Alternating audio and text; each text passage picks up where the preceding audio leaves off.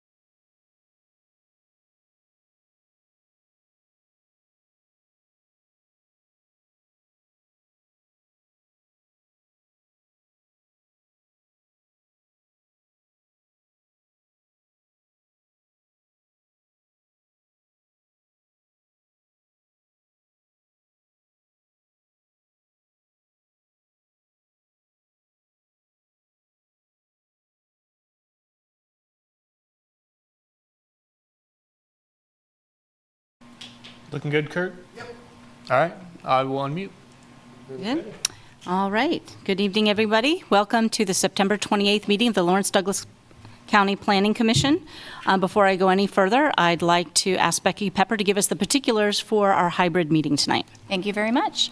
Good evening, everyone. My name is Becky Pepper, Planning Manager, and joining me here in the City Commission room is Jeff Crick, Planning and Development Services Director, and Drew Bealby, who will be helping to facilitate the Zoom portion of the meeting.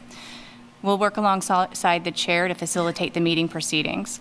I have a few housekeeping items for the hybrid meeting. This meeting is being recorded and broadcast on the city's YouTube channel and on cable channel 25. Please remember to mute yourself during the meeting when you're not speaking. The chat function for this public meeting is disabled. All chats will go directly to the Zoom facilitator. Unless you are participating during the meeting, please turn your video off. This allows the active meeting participants to be seen on screen. You'll still be able to hear the meeting, and when you are participating, please turn your video on. If you have any trouble, you can send a chat to the Zoom facilitator. The city reserves the right to mute people or turn individual videos off to minimize distractions during the meeting. And now I'll turn the meeting back over to the chair. Thank you. Thank you, Becky. We'll go ahead and start with our communications. Do we have any written communications to receive from the public? All communications were included as part of your packet. Thank you. Do we need to receive any written communications from staff, planning commissioners, or other commissioners? None this evening. Thank you.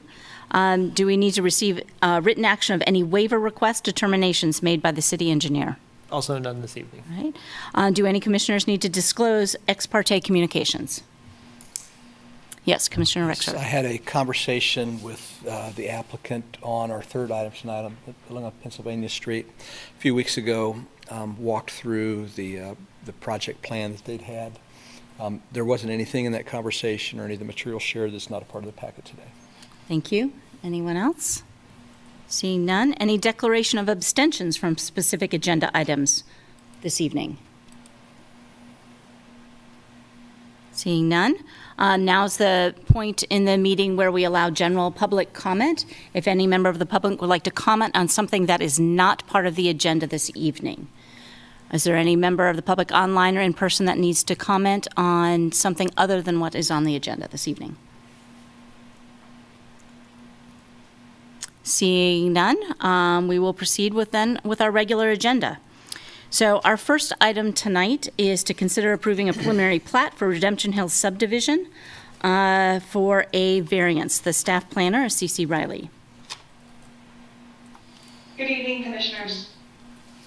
C.C. Riley, Planner 1 with the Planning and Development Services Department. As stated, this is a preliminary plat proposal to combine 4 platted lots and the unplatted property nearby, all of which is currently under the same ownership and parceled as one property located at 802 West 22nd Terrace. The platted lots are parceled and developed as a single lot with an existing church, Redemption Hill Church, at the western half of the site. The eastern half of the property is an empty field which has never been platted, thus the reason for this proposal and why it has been raised to a major subdivision. I forgot, actually, one second, I'm going to screen share. I have a little presentation.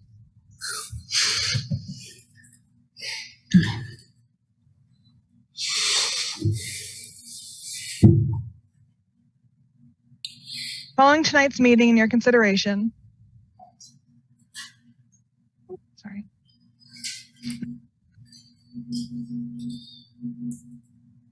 staff will work with the applicant to receive and review the second portion of the major subdivision process, the final plat. The final plat document will be reviewed administratively by staff and the planning director and recorded at the Douglas County Register of Deeds.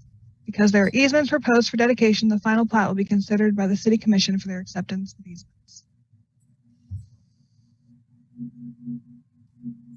The subject property is zoned RS7, Single Dwelling Residential District. The applicant has indicated that there is no change proposed in the existing land use, religious assembly, neighborhood institution. If approved, the applicant has indicated interest in expanding the existing church and/or expanding the parking lot into this area where the existing open field currently is.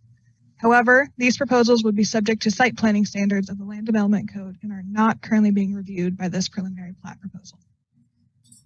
The proposed 2.08 acre lot satisfies the density and dimensional standards of the RS7 district. However, the site is located at the termination of 2 streets, West 22nd Terrace and West 22nd Street. To give a brief history of the site, please see Figure 3 and 4 on page 4 of the staff report, as well as in front of you on this presentation. This shows the 1960 and 1977 zoning map of the area. These maps indicate that when the area was originally platted in the 1960s, 22nd Terrace had always planned to be a dead-end street. And sometime between the 60s and 70s, 22nd Street was also shown as terminating at this site.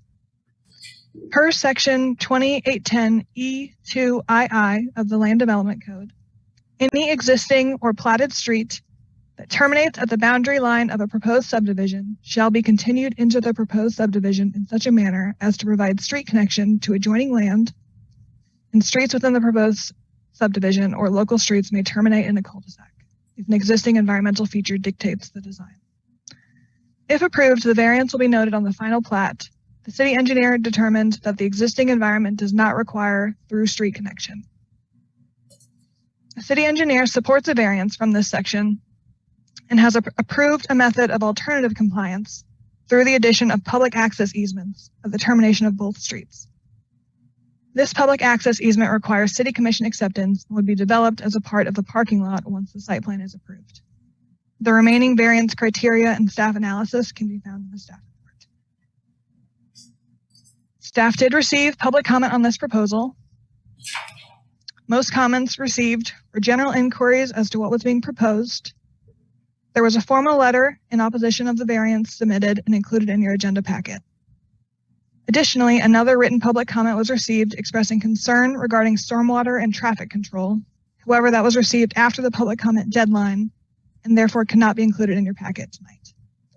The opposition to this proposal has primarily been in regards to future development of the site, and the applicant submitted a concept plan seen in front of you and in your packet for the purpose of showing fire truck circulation.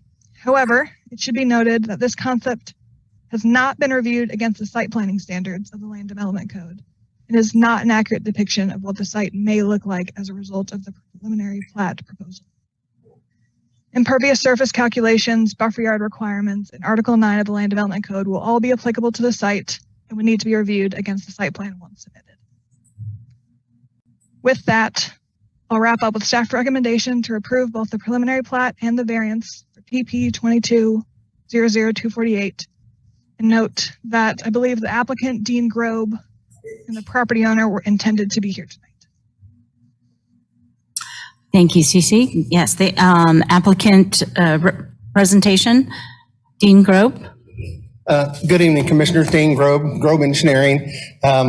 It's been several years since I've been here, and it's good to see some new faces. So I think CC did a good job of kind of explaining everything to you. I think as far as the preliminary plat itself, it's pretty straightforward of just a piece within the middle of the town that's never been platted, and to move forward with anything, the development code says it has to be platted. And so pulling all the parts and pieces together and making one lot for the church is the first part. I'd like to speak mostly to the variance. And I apologize, in the old days we had I brought a couple figures, and I sent them to CC, and maybe she can help me. One was looking on the city website of the 1966 historical aerial images. Basically showed the church much similar to what it is today, other than they had made an expansion to the west, but the parking lots and everything was there. So it's kind of been in that situation for quite some time. As she mentioned, the code requires either be willing to extend the streets on further through your property or dead end them in a cul-de-sac.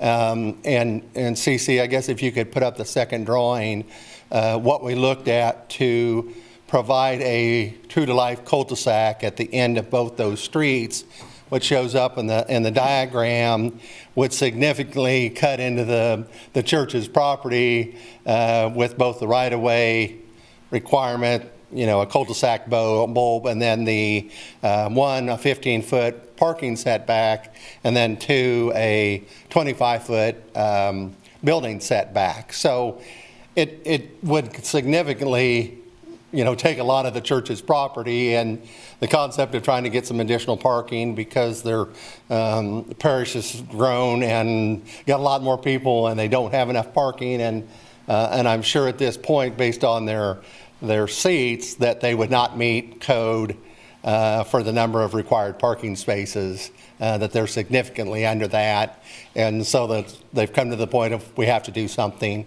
It's great that they're growing and the church is big enough. They just don't have the parking, and there's a parking lot to the south that doesn't belong to them that they've been able to use. You see cars parking in the street. They've even had to use the Pizza Hut parking lot just because they have to, when people want to come to the church, they got to park somewhere. So this whole process is that. And again, the requirement for the cul-de-sacs, which haven't been there for, the last photo, as I mentioned, was 66, so we're 56 years ago, and no cul-de-sacs have ever been in there or anything. And what we've done to offset that is guaranteed a public access turnaround in the drives that meet the fire code, that would be a hammerhead type turnaround in lieu of a cul-de-sac. And with that, whether it be cars or anything else, would still have that right to turn in. So they can't just block the parking lot off and say, hey, you can't come in. No, they've agreed to provide that access so the solid waste and fire department have a safe means of turning around.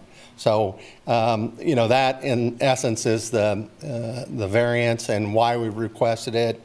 And as I showed, it could be 25, 30, 40 parking spaces that they would lose if the cul-de-sacs were required. And so it almost defeats the purpose of, how much is to be gained if you're going to lose 40 to gain some. So I'll be happy to answer any questions. And if I've missed something or incorrectly spoke, please feel free to scream out. All right? Thank you. Is the applicant also here? Does the applicant want to speak, or are you just speaking for the applicant? Yes, and they may be online. Okay. We spoke today, and so they were aware, and I guess I didn't talk late, so I'm not sure where they might be. Okay, thank you. Okay, then we'll move to public comment for this item. So if you are in person and want to comment on this item, please come to the podium and state your name. We'll start with people in person, and then we'll move to anybody who might be online for public comment.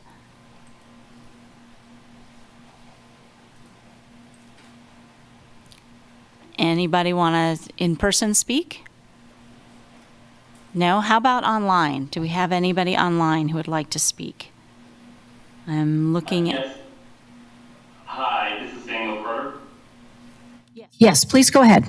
Yes. You have, it's a 3-minute comment period. Thank you. Great. Thank you. Thank you so much for the opportunity. And so I'm a property owner. I live nearby the church. I submitted a letter. I hope you all have had time to review it.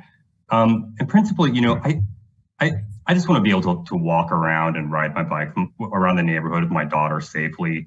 And approving this variance will enable more parking in the neighborhood that will go through neighborhood streets. It's already overly busy as is. So this is really just my experience here would be incompatible with the uses of the neighborhood. There are kids walking to school, there are recreational facilities. And so having that parking lot there, or the additional, X number of parking spaces will serve as, it is a parking terminal and will generate additional trips through the neighborhood. And that's something that I'm vehemently against. So the couple of things is that, a couple of things I want to point out is that one, you don't have to approve this variance. The variance doesn't align with Plan 2040, nor does it align with the strategic plan. I think the strategic plan mentioned in the staff report was strong, welcoming neighborhoods, but there are no metrics associated with this that would be associated or help improve from approving this. So And there are also, I think some historical images were shown today, and that's fine. Well, about what happened in the 1960s, but as Plan 2040 entails, it's a vision for the future, and I think you have an opportunity today to advance Plan 2040 and also the strategic plan. But when you allow these kind of variances to proceed, it really cuts away at the purpose of those plans to create walkable communities. To create safe, walkable communities. So I think you have, and again, if you look at my letter, I think you have a lot of reasons why you can reject this. It's not an unnecessary hardship. We don't know really the extent of their parking situation, and also, is it a hardship for them to be able to build 40 spots as opposed to, or 80 spots as opposed to 40 spots? I don't think so. So, given that, there are many things in our community plans that would not want this type of development, and also, it's a degradation of public infrastructure for private use. I don't think it's for it would support the public interest or general welfare. So, if you could wrap up your comments, Mr. Carter. Yeah. And lastly, the last thing we need, I think you'll see on the page maybe 3 of my comments, I provided a kind of a heat map from satellite imagery. This is already a very hot area part of town. Yes. Thank you, Mr. Carter. Thank you. Thank you. Other people online that would like to speak to this issue? You can go ahead and unmute or raise your hand on the screen. No, let me swing back to the room and see if anybody else would like to comment who's in person for this item. Okay, seeing no further public comment, I'll bring it back to the commission. Thank you. Who would like to get us started on this particular item? I've got a couple questions. All right, Commissioner Rexroad. Cece, if I wanted to ask a question about, you'd made a comment about about the concept plan not being something that would be assured to be the final plan. And given the applicant's commitment to, if this project goes forward, to provide turnaround access for emergency vehicles, will there be anything in the process when it goes to final plat and final approvals that would be vetted through the fire department, or in some way assure that capability existed? CC Riley, Planning and Development Services. Fire's been an active part of this conversation, and each time a new version of this preliminary plat has come through, I've first brought it to fire because I agree that's a very important part of this process. The concept plan, part of why it's not accurate as to what the site plan will be is because there hasn't been any impervious surface measurements. There hasn't been any discussion of how wide their buffer yards are going to be. So it's going to all affect parking, and we'll need to have a clear idea of what that concept is whenever we go to the final plat stage before it goes to City Commission for easement acceptance. Thank you. And currently, both streets just dead end at that vacant lot, correct? So there's no accommodation for vehicles to turn around as it is. Is that accurate? CC Riley, Planning and Development Services. Yes, that is accurate. They both terminate at a dead end without a turnaround. And just one more quick question, if I could, for Mr. Carter. First of all, thank you so much for being here and for submitting the note. I did get a chance to read through that and very much appreciate your thoughts. As I look at the question for you, as I look at the map, I'm looking at an overview of this satellite image of it right now.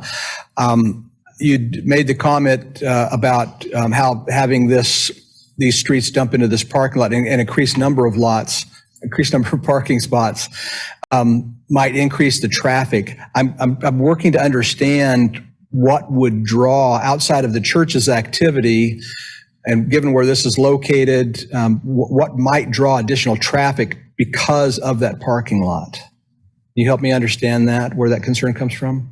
Yeah, no, thank you. Simply by providing the, like I said, the like a terminal, right? A place to park. It allows people to drive there. So if people might have a choice between walking, biking, or taking transit, if it's very easy to park their car then that will contribute to car use, and that's ultimately what leads to automobile dependency through land use decisions like this. So that's what I mean. Like it will serve as a kind of a magnet for traffic. All right. So your objection is the parking lot in general, not necessarily the question of whether there's a cul-de-sac or whether it terminates into a parking lot. Is that accurate? I think so. I mean, and I recognize that they could build, like, if you denied the variance, they could still build parking lots, and there's nothing I can do about that. This is how it is. But you do have a choice right now, and there will be fewer parking spots if you deny the variance. And that is something that I'm interested in, so that, again, I can safely walk and bike with, the streets with my children, right? So. Thank you so much, Mr. Carter. Yeah, thank you. Thank you. Other comments from commissioners? Commissioner Carpenter? I guess it's a question for CC or for Dean. Is this parking lot going to essentially make a cut through between 22nd Street and 22nd Terrace that people are going to be using? CC Riley, Planning and Development Services. The easement is specific to the termination of both West 22nd Street and West 22nd Terrace. There was discussion of having an easement that was sort of a through between the two that was directly not what was proposed and what was accepted by the city engineer. So the intention is not to be a through. All right, this is not about what is legal. It's what people are going to be doing. Are they going to be able to cut between these two streets by going through this parking lot once it's built? CC Riley, Planning and Development Services. I can't say because I haven't seen a design for the site plan. Dean Grove Engineering. The owner's aware of that. As CC mentioned, the first thought was a public access, and I said, no, we don't want that. They could still put up a gate or something, and yes, there could be some traffic through it, but kind of the idea that you've got two pretty short dead-end streets. There's really not too many that are going to cut down a dead-end street. They can, I can cut through the parking lot and back out. It would, but it also, flow of traffic that as people go out, they can go out both streets, whether they want to go one way or another. But yes, it wouldn't be able to stop, somebody that got from the end of the street instead of turning around of going through their parking lot. But believe that, it would be a very limited handful, and more times than not, it would just be that they don't know where they're going and kind of go through the parking lot and back out. But I don't think we're creating any kind of necessary cut through like you might at a corner of an intersection where they just want to miss the light and cut through. So right. I hope that if that has an answer to your question. That helps. Sure. Don't go away, because we got two parts here. We're going to have two votes, one on just the preliminary plat and a second on the variance. So I want to focus on the variance a little bit. I'm trying to wrap my head around what the undue hardship is to put in the cul-de-sacs. Well, with the cul-de-sac, one, they would be dedicating right of way, which would be significantly taken away from their property. And again, yes, that's the way it was in the old days, but it's been 56 plus years that people have functioned without any type of cul-de-sac. Besides the dedicating a right of way, you're asking them to build a cul-de-sac on two streets that, maybe should or should not have been done many years ago. And then with that, by taking right away or requiring them to dedicate right away, as I mentioned, that the existing parking spaces that they have or can provide would be reduced by 30 or 40. So it's, I know you hate to hear the money thing, but it's a significant of not just that we can't do this. Now we're going to build two streets, cul-de-sacs that really won't serve any purpose for us. So it's that's required by the current code. Yeah. Right. So, and that's why I'm here. And again, thought it was reasonable. Again, as a solution of, what does a cul-de-sac the purpose to provide, fire trucks and garbage trucks a place to turn around. And yes, it's not I know we've been down this road where we had a smaller cul-de-sac. But the problem with the smaller cul-de-sac, then the fire department doesn't want any parking on it. If they built a cul-de-sac, yes, but you would say, well, we're going to make people park in the street in the cul-de-sac. So it just seemed like a lot of money and a lot of giving of land really in the end, in our opinion, doesn't serve the public any more good than what we're proposing. So, and I know it's tough to what is defined as a hardship. Well, financial and giving up land and spending money on a cul-de-sac that has been needed for a long time and wouldn't serve much purpose. We believe that's a hardship. But that requirement wasn't triggered until now with your preliminary plat and the subsequent site plan. I mean, These things usually, you'll agree, these things just sit the way they are until somebody triggers it because they want to do a development, right? And I understand. And like I say, if it wasn't, just a little bit, you can see, but it's a significant hardship, not just hey, you got to pay this or you got to put this in for the fire department or something. It's a significant hardship for the owner that, again, I believe in the end doesn't provide any more safety for the public than what we're proposing. Mm-hmm. Yeah, and I can see what you're proposing here is kind of a variation on what you did at the end of Beatnik Drive with be able to turn around, but you're using the parking lot instead. Well, and yeah, there isn't any true cul-de-sac with this one. The figure that I provided that CC put up was just because, it's a cul-de-sac, but when you take a 60-foot right-of-way bulb and you kind of plop it down, the whole south end of that new parking lot goes away. That it's, it's not just, you put a little circle there at the end and the situation is taken care of. No, when you have 60-foot right-of-way and then a 15-foot setback from there to parking and 25 to property, pretty soon you have eaten up a significant piece of property that then becomes unusable for their purpose. And the concept plan, it's probably more than the parking that they need, but it was just what could we do and where's a starting point for the documents that we're bringing to you. But it wasn't very much, but as CC said, setbacks and one way, different things. It's just again, to show you why they're bringing this preliminary plat to you tonight, that they've got to provide some more parking. They're out of parking, and again, the less parking you provide, if the church has the ability, people are going to park in the street if there's not a place in the parking lot. Okay. So is that a better thing? I will speak just briefly to traffic. Churches and neighborhood churches are kind of a tricky traffic assessment because they happen on weekends and not on peak morning hours or peak evening hours. And so you see a little more traffic, yes, on Sunday, but then when you don't see virtually any on Monday through Friday, any extra traffic you're providing is on a non-peak time where traffic is generally low to begin with. So, that will all come with the site plan and the total number of stalls and all that and how we assess that. Okay, before I let you go, let's jump to the last issue on my mind, which is the stormwater runoff.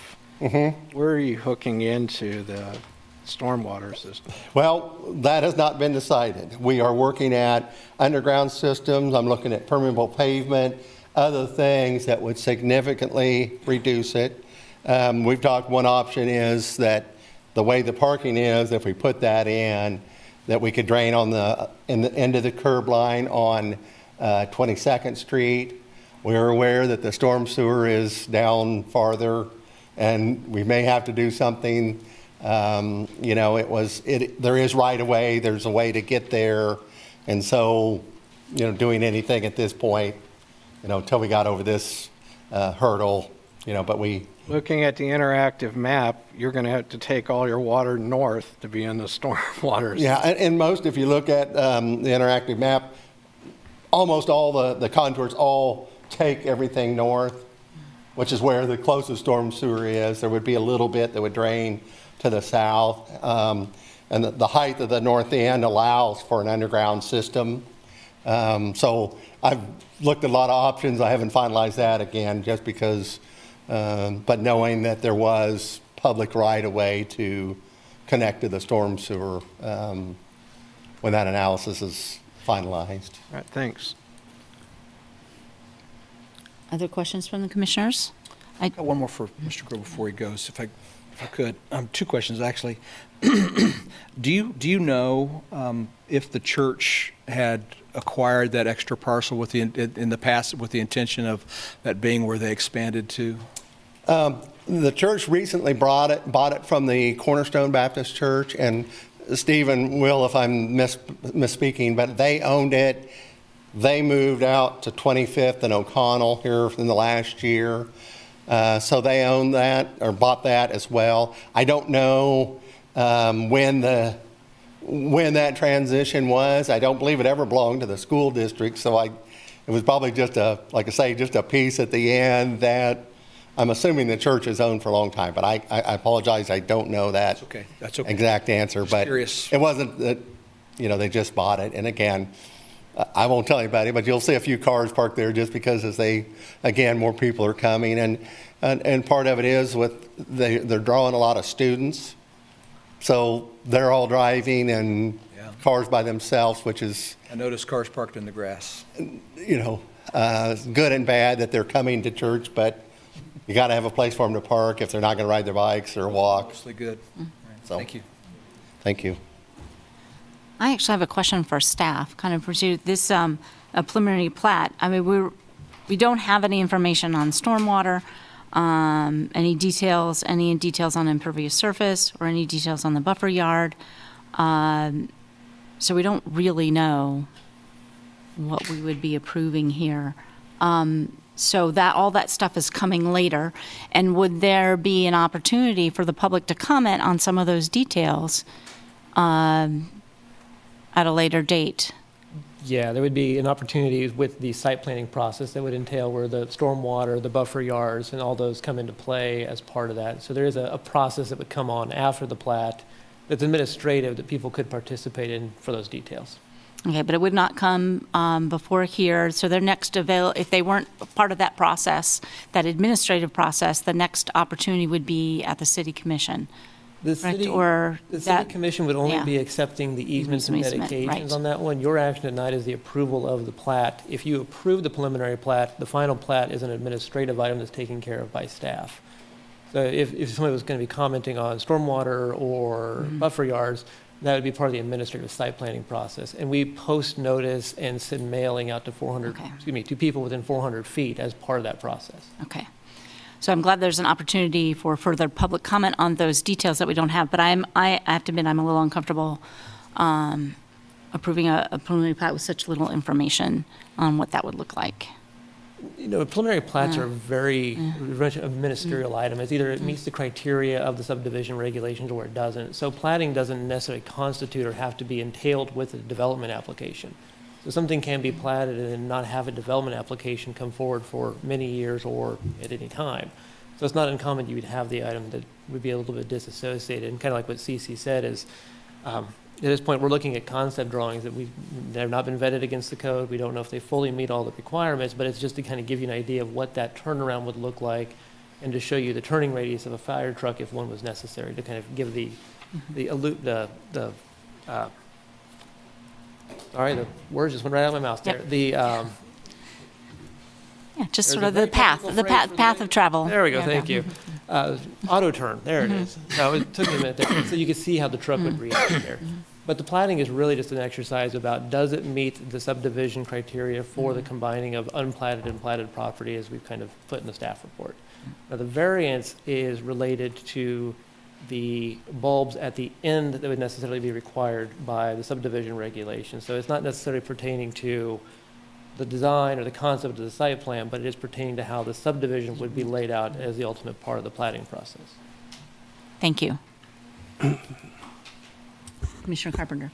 So Jeff, I mean, when we're talking about platting, essentially what we're doing is we're combining or subdividing land or bringing land that's never been platted into the platted so that we can begin a development process. This is not, so, you know, what we just have a plan. We could do this without any plan in front of us and just say, let's put this land on the books so we can look at what's possible with the current zoning and what can be done. Is that correct? That's correct. Okay. So I think our real issue has to do with those cul-de-sacs. Is there any way that they can be smaller than this 60 feet? You know, there is, I'm not the city engineer, so I may be speaking a little bit out of turn here, but there are instances where cul-de-sacs do have a bit of a reduced bulb width, but I don't know how much reduction is possible depending upon fire apparatus and what would come into the area to be required. So I know you can do it in certain instances. I don't know if this is an instance where it would be applicable.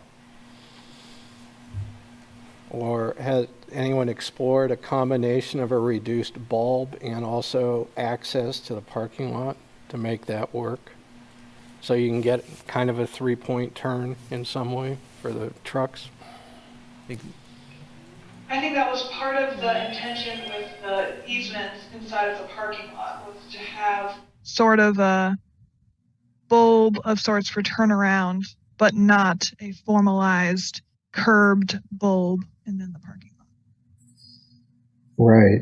I'm just still struggling with how we find an undue hardship that we don't comply with what's required for our streets.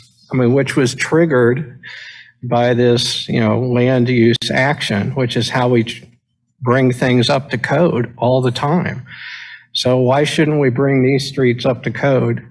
That's what I'm struggling with. I don't know what the undue hardship is other than a loss of some parking spaces. If the city gets this property from the landowner, is the property owner compensated for this land? Or do they just have to give it to the city? It would be dedicated as part of the planning process. So they would just give it to the city in order to be in compliance with the current code. Correct.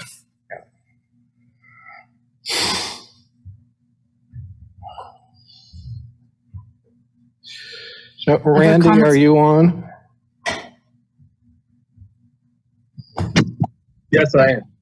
Could you go through what an undue hardship is in this situation for the Planning Commission? Because I know it's different from the BZA, but just the undue hardship part. Yeah, hold on just a second.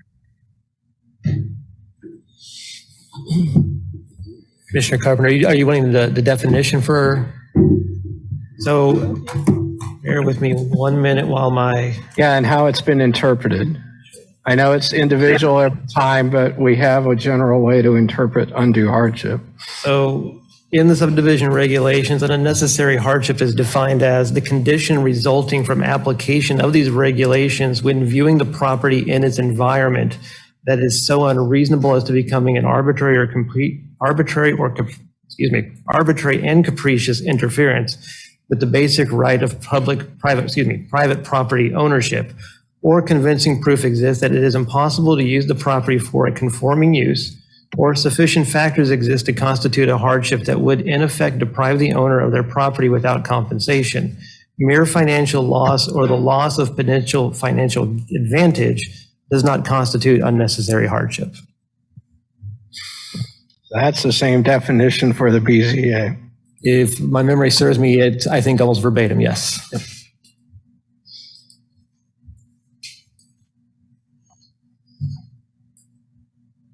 So if staff is recommending we grant this variance, what criteria are you using as staff to say that somehow this meets that definition? Is this arbitrary and capricious to require somebody to comply with the code in this circumstance? It was primarily the discussion with the city engineer and his determination that the street would not require a through and a cul-de-sac did not necessarily meet what the city's plan was for this area. in addition to the long-term intention for these to be terminating here. The northern area off West 22nd Street, where the street ends, isn't fully on this person's property as well. It's sort of half of the street. The southern part of the right-of-way is what is adjacent to this property.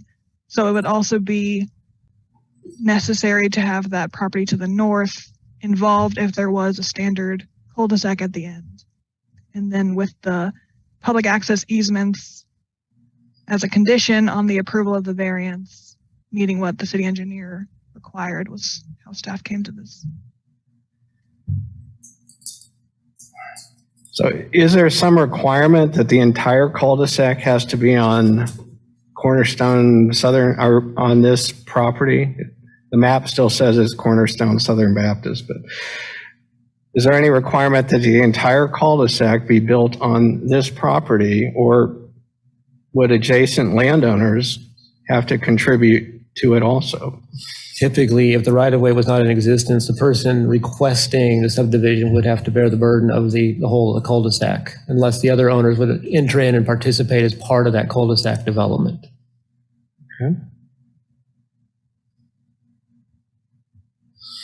Have any other options been explored other than a variance? How we might get to a better result?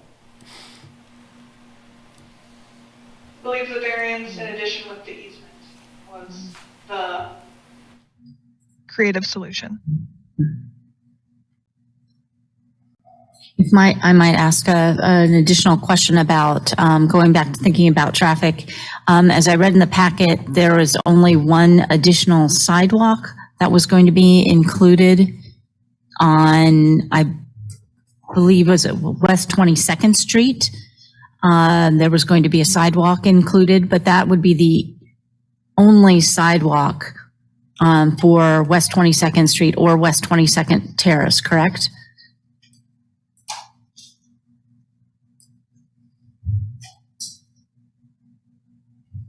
Sorry, great question. Question is I'm just looking through my notes. Yeah. CC, There's an correct me. existing sidewalk along West 22nd Terrace.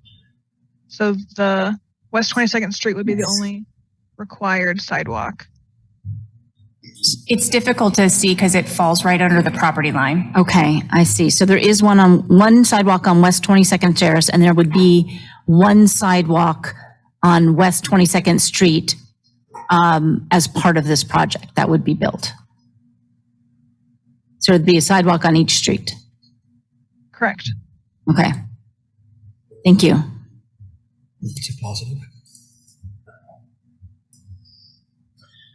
Yes, Yeah, Commissioner Rexroth. just weigh in with a couple thoughts. I don't think I have any other questions to ask on this. I understand that traditionally the opportunity to move things into compliance comes when an application for a project comes before us. In this particular case, I have a hard time seeing how putting a cul-de-sac, even though the code specifically asks for that, putting a cul-de-sac in on both of these dead-end streets provides a benefit beyond what for the applicant to gain access to parking that they need. But is that an undue hardship? So in my mind, as I try to rationalize that, Jim, I think that requiring them to give property that includes the very problem they're trying to solve up for the purpose of providing turnaround is a hardship as compared to giving access to designing this project in a way that accomplishes the same goal as the cul-de-sac, but without having to bear that expense. So in my mind, it meets that goal. I see a code defect. I don't see an undue hardship. I think this is another instance of our current code that doesn't work in the older neighborhoods. And in my But mind, this is the code, and we are the final decision on this variance. So, and in my mind, I agree with you. I completely agree with you. But in my mind, this is exactly why we exist, is to look and and to say, okay, does the code apply here? And if not, how do we recommend that we go forward. Well, okay. I still can't get past the fact that we're the final arbiter of a variance, which means we're quasi-judicial, which means we have to apply the code to the facts, and I still can't get to an undue hardship. Yeah. I know it doesn't make sense, but that's where I am, you know? That's what the law does.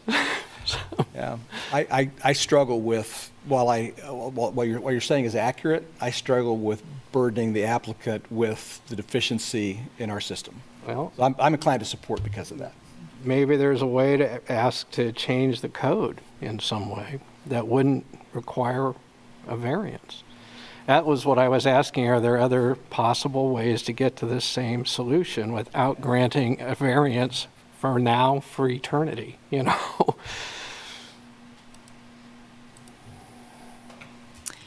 I'm going to ask if there are other commissioners that want to weigh in on this particular debate, especially about the undue hardship.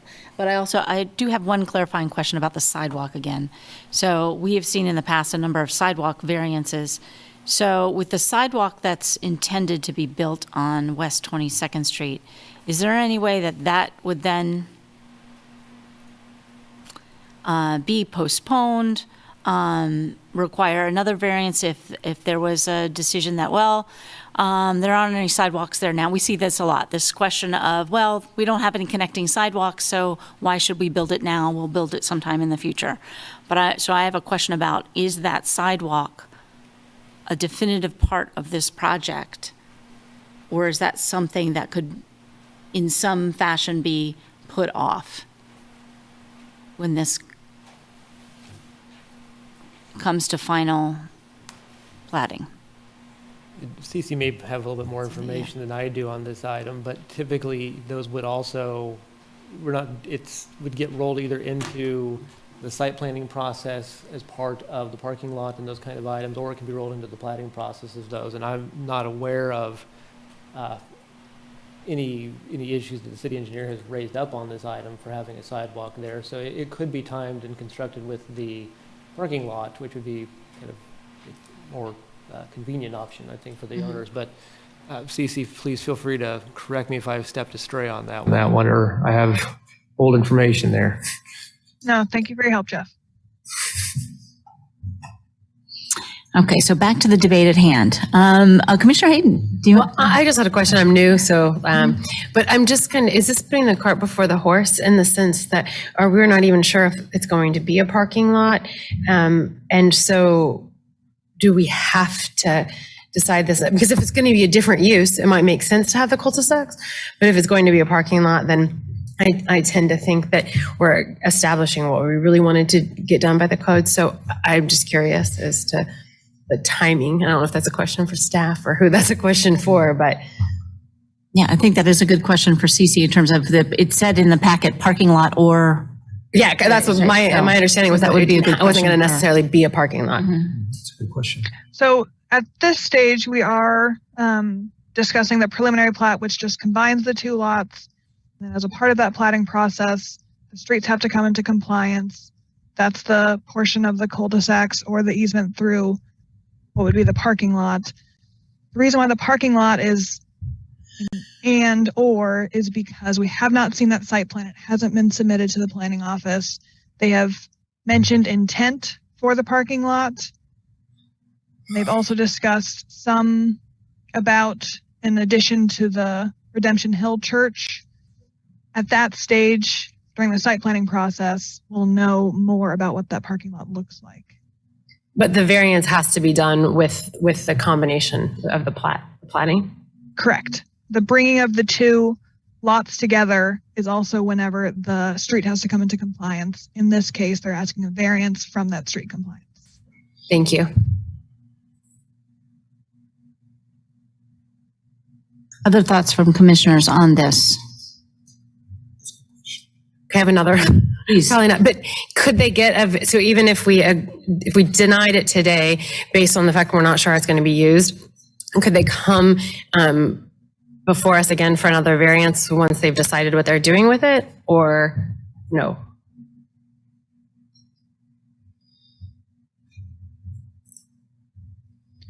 I mean, can we say, we do think there needs to be a cul-de-sac, right? But before they build it and they start to like develop it all, If I understand your question correctly, is could you approve the preliminary plat without the variances today? Top of my head would be no, because you'd be approving a preliminary plat that is not in congruence with the code. Variances are required to allow a preliminary plat to proceed.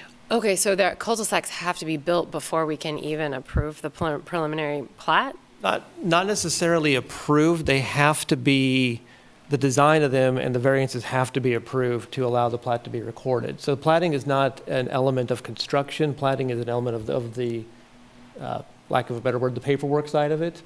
And so for the plats to be recorded, it has to reflect the variances being approved as it is being presented and designed. Now, if they were going to go through a different procedure, the plat would need to then reflect and come in to meet the code compliance standards for the subdivision regulations. And then that would not require necessarily a variance, it would just require your approval of a preliminary plat. Thank you. I hope that helps. Yeah, no, that helps. So Jeff, if we're going to vote no on the variance, we need to vote no on the preliminary plat also. Correct, because you would be in essence potentially approving a preliminary plan that is not in congruence with the subdivision regulations. Well, if we approve the preliminary plat, we're forcing a cul-de-sac, a bulb cul-de-sac. So we would force compliance with the code just by approving the preliminary plat, wouldn't we? That's the only way it would be code compliant. But the preliminary plat in front of you today does not include that drawing. So you wouldn't be approving the preliminary plat that you see if your intention is to have it also show cul-de-sacs. Okay. Voting on the document as it's shown with the access easements in lieu of cul-de-sacs. Right. So definitely would have to be no on both with what we have tonight. It could be, you could vote no on the variances and defer the plat for revision and future consideration. But we couldn't do the reverse. We couldn't approve the preliminary plat and defer the variance. No, because we'd be going, it'd be going against yourselves on that aspect. Got it. So if the vote would be no because of this, so what would be the next step for the applicant? The applicant could submit a revised preliminary plat showing a subdivision regulation compliant design with guidance from city engineers and municipal services and operations on details that they would need to see for those requirements. Okay, thank you. Other comments and thoughts from commissioners? I'm not sure if people are ready to make a motion on this or need some more consideration. Undue hardship, whether or not this can come back.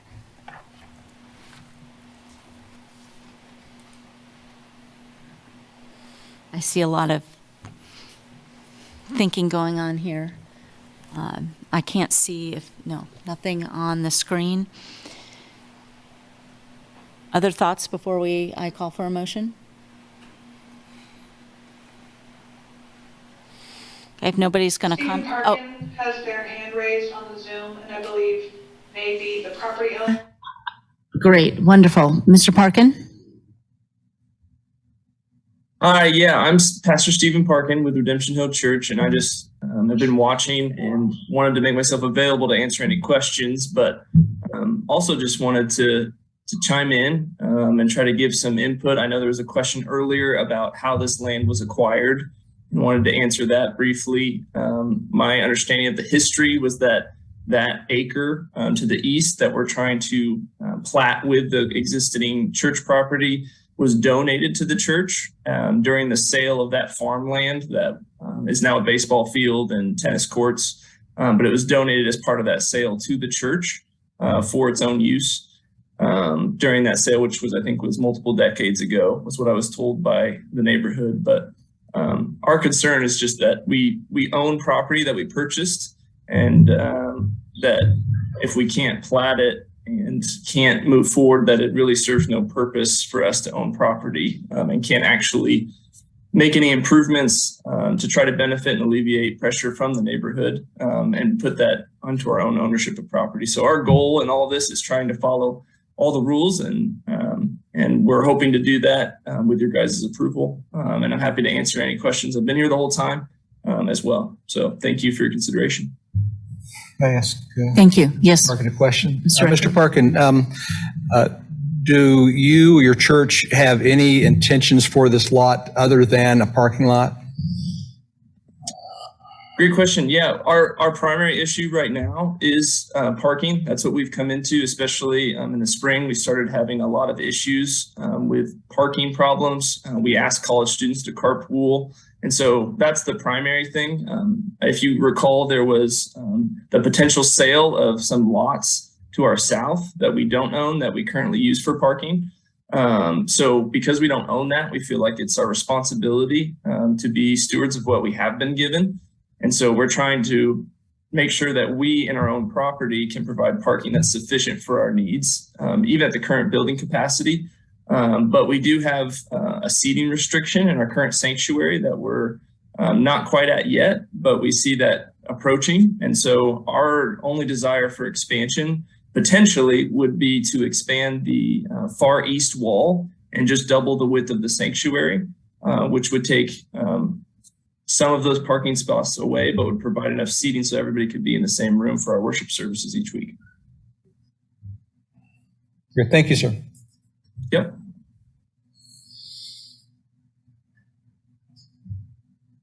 Thank you.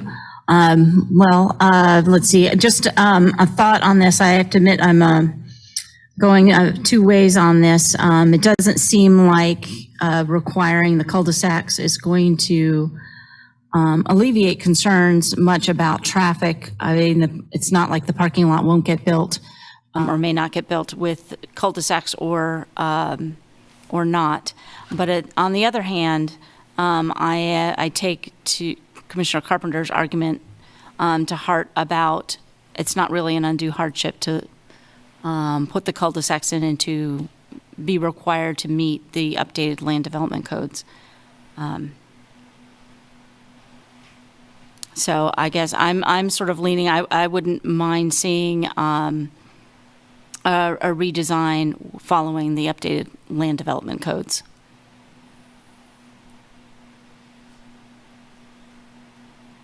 Other thoughts?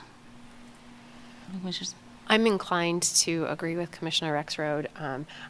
I absolutely agree that I'm not 100% convinced this is an undue hardship, but I also don't understand how making them go through the steps actually meets the purpose of the code and what we want. We can still get the fire trucks, we can still have the public safety. It sounds like other people maybe own part of the land that would need to be taken into consideration to finish the cul-de-sacs. And so I'm inclined to allow the variance, although I would agree it's not my favorite vote. Mm-hmm. Me too. Mm-hmm.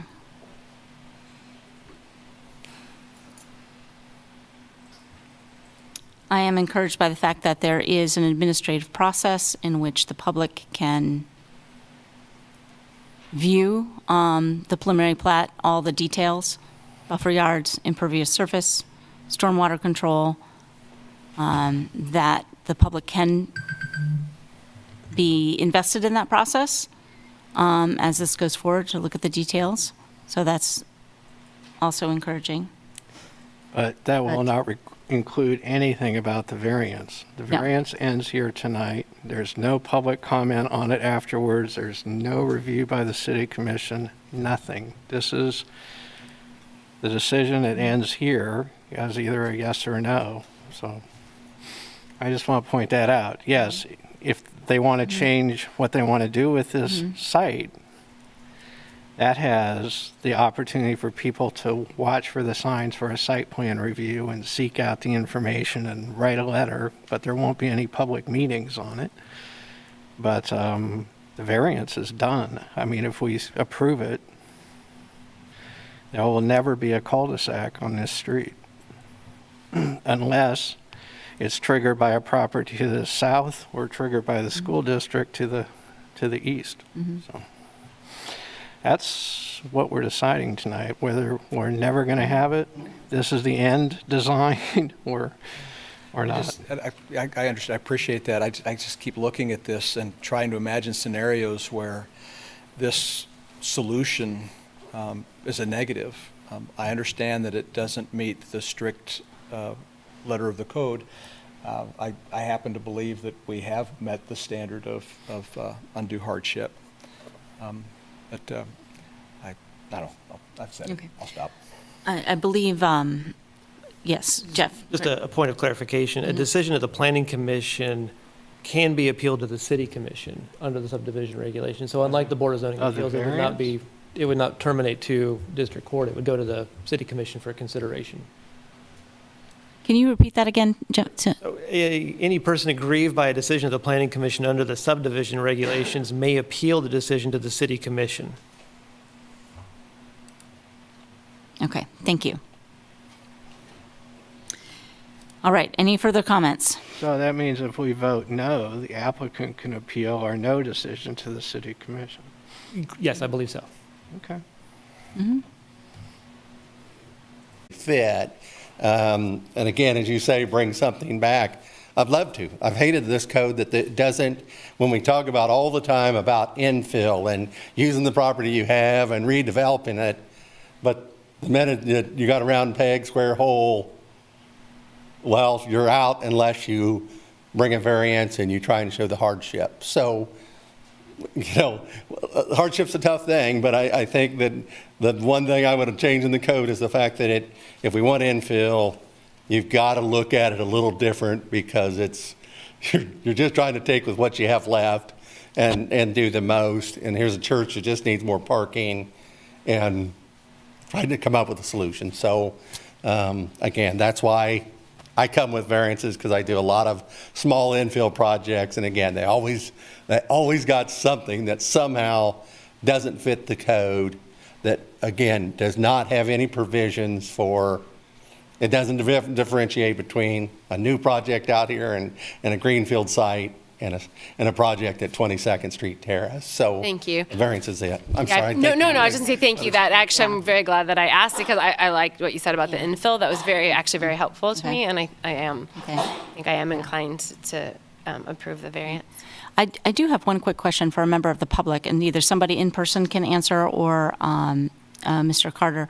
In terms of the parking on the street that currently happens now, is that been problematic with parking on the street? And would this in any way alleviate any problems with it? Please, go ahead. Please state your name. My name is Scott Unikas, and I live at 828 West 22nd Terrace, just down the street. And honestly, we've spoken to the church before, and really parking during the week is not, or I mean, during service. They really don't park down the street. They've made a pretty conscious effort to park in their spots. Part of me has told them it's only Sunday morning and we really don't care. Like, it's fine, because we get parked up for, the Lawrence High football games sometimes come over. And so it has not been a problem on Sunday mornings. I know they've been pretty conscious about it too, so it hasn't been a problem. So I don't know if there hasn't been anybody parking over driveways or anything like that. So that was pretty much it. But I didn't speak earlier during the public comments because I kind of wanted to raise an issue that's more of a larger issue. Sorry. For public comment period, this is it. Like, we don't get to really speak until the end when it's in front of the commission and it's almost a done deal sometimes. We just had this with replotting or rezoning the residential lots at the end of our street for commercial for the Dutch Brothers development. And part of it is like, I didn't speak earlier because this is literally just about the deviation or sorry, I'm not using the correct terms. Yeah. But most of us have a problem with connecting the streets. We do not want a parking lot connecting the streets, and I don't know when we can talk to them about, like, if they don't want to listen to us, they don't have to, really. So, and there's no other opportunity coming up for the public to put in an input on whether, like, I don't mind having a parking lot, like, I don't mind having a deviation so people can turn around. I mean, I don't think it's necessary. The city trucks, the garbage truck just backs up our street. They know to, and then they go right back out. It's not really been an issue because it's just one step, just one block. So it's not like it's 3 or 4 blocks they got to navigate. It's just one block, you back down. So anyway, that's not part of, I didn't speak earlier because it's not on the agenda. It's not part of what you guys are actually discussing. So that's why I didn't speak earlier, but I did want to speak to kind of allay the neighborhood's concern is like, this is our only opportunity, and then we just get up and speak about something that you guys aren't actually deciding on. So that's all. Thank you.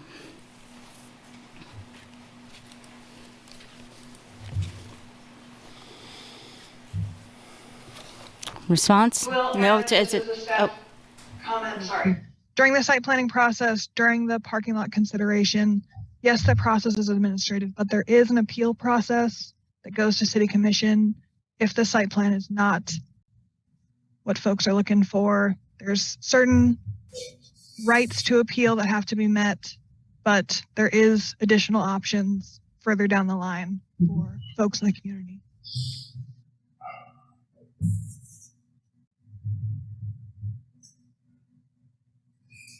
With exhaustive comments, I can start with the motion. Yes, I think we are ready for a motion. It's okay with everyone. I'll do that.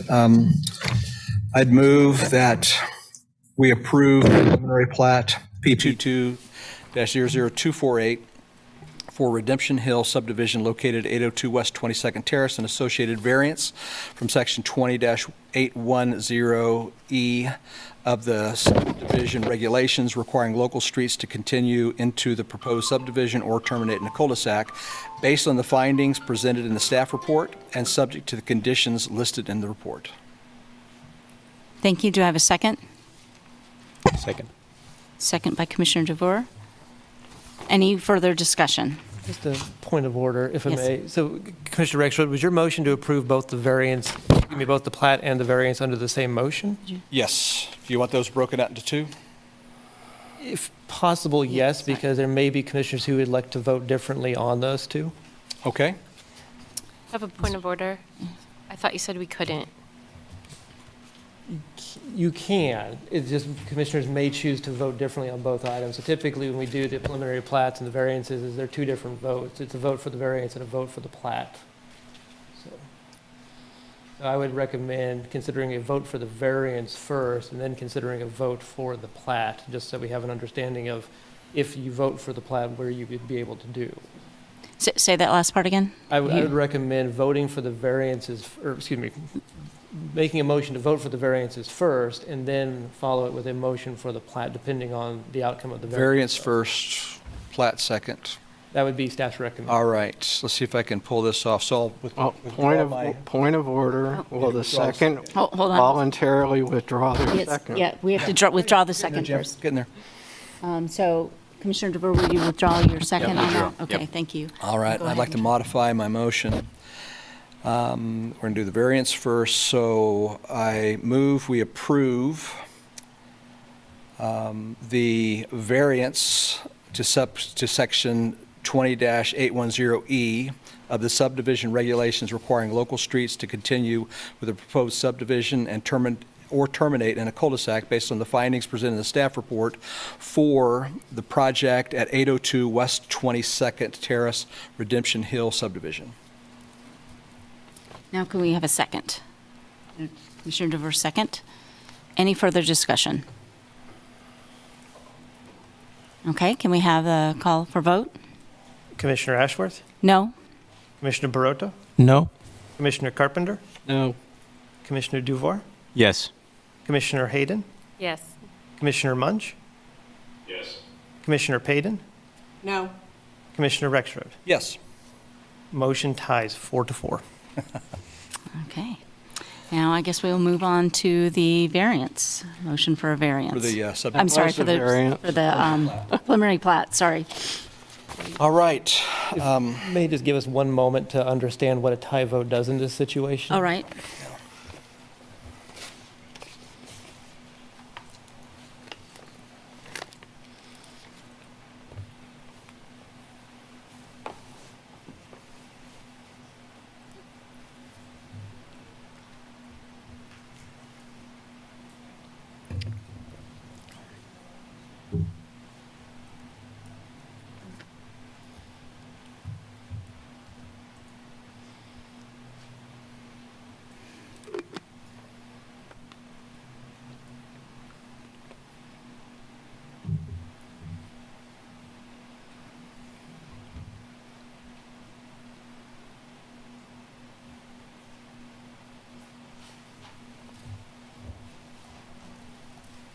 I have to apologize. I'm sure this is not the most thrilling television possible.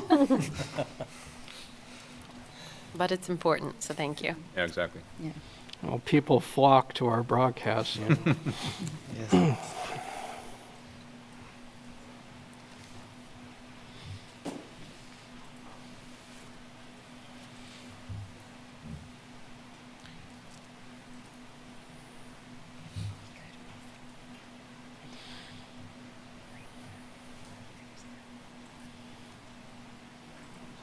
think we need to finish this.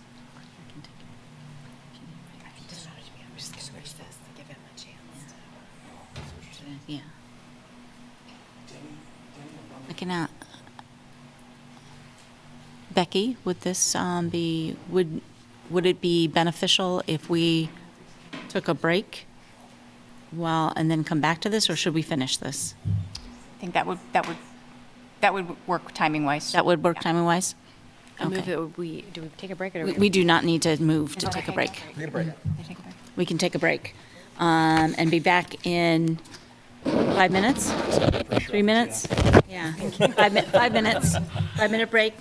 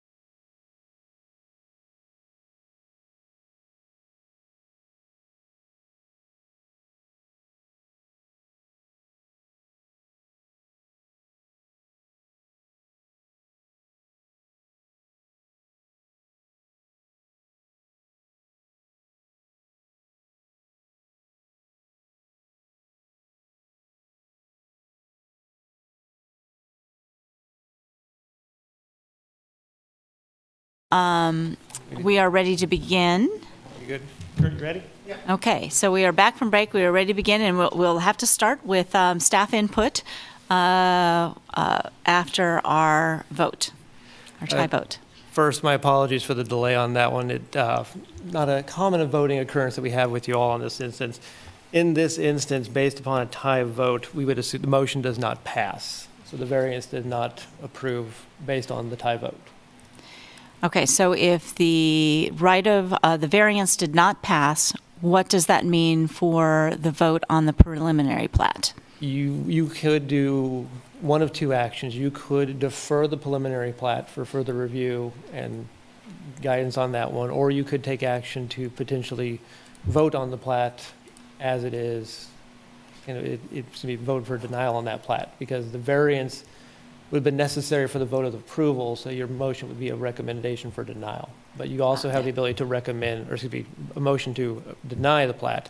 You also have the ability to defer it for other consideration and study. You don't have to take immediate action on the plat if you would like to give the applicant more time to review and the engineers to confer and find out another solution or option. Quick question. Go ahead. If Yes. if it's denied tonight, does that then let the applicant skip ahead to appeal to the city commission? If it is denied, it would allow the avenue for appeals. If it's deferred, though, it's not. Correct. You would still see it come back to you again for consideration. So it would come back consideration as plat and, well, maybe a variance, maybe not, depending on what happens. There would be opportunity for public comment at that point. Correct. Okay. And we'd probably see that in November. We're not going to make it for next month. Yeah, just off the top of my head, it would be probably at its earliest would be November, but That's what I should have said that. The earliest it would come back is November. it'd be my assumption at this point, yes. But it would come back when the applicant's ready to come back. Correct. For a deferral, it would come back to you for consideration to approve the plat. Could the applicant, if we deferred it, could the applicant decide to withdraw the request for a plat and work on other things and then bring it back at another time? Correct. They could choose to defer it for a while and then ultimately revise or redesign as part of whatever they would like to choose. But a denial would put them in the same spot, wouldn't it? They would just have to start that process over again. I'm just trying to think about how to give them a path other than waiting for us to get back around to them. A denial would put the appeal window in process for the application, so they would have the ability to appeal your decision to the city commission. They can appeal the variance decision right now, right? Correct. Sure, good point. Okay, I just want to be really clear on that because that was my concern. So they can go ahead and appeal the vote we just took. Correct. So if we approve the plat, let's just imagine that scenario. If we voted and we approved the plat with a variance not approved, and they went to the city commission overturned our no vote and approved the variance, they're then moving forward. Is that a real life scenario? No, because you would ultimately be approving a plat that did not meet the subdivision regulations. And I believe I heard you, Randy Larkin, please. Yeah, Thank you. this is Randy Larkin, Deputy Attorney. Yes, approval of plat is a ministerial function, so it's a question of if it meets the requirements or the criteria of the city code, then you are required to approve it. And if it does not meet those standards, you are required to deny it. You don't have any discretion. So if the variance was needed for it to meet the criteria of the city code, then it doesn't meet the standards and you would have no choice but to deny or to defer. So Jeff was correct.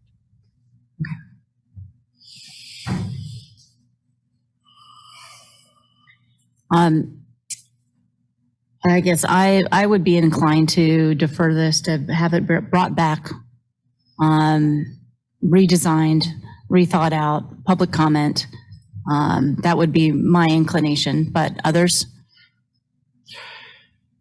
I think I would just want to be clear that if we did defer it, they could go ahead and go through the appeals process of the variance. And if that were to be overturned and a different decision was to be made, then we could just pick up where we left off because it's been deferred. I'm correct in that, right? Correct. If can the still appeal was to appeal. proceed up with that first vote and it was a determination on that one, then you would be able to review that plat in light of that outcome at the city commission. Yeah, I'm inclined to agree with a deferral. It leaves more options open to the applicant than anything else we would do right now, at least with the descriptions we've had. Other thoughts? Can I have a motion?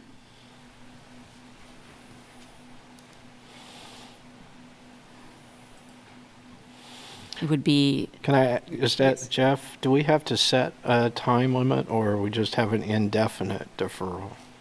Deferrals don't have to have time limits. Typically, what we try to do is bring them back at the quickest possible next meeting or whenever the applicant is ready for you to hear the item.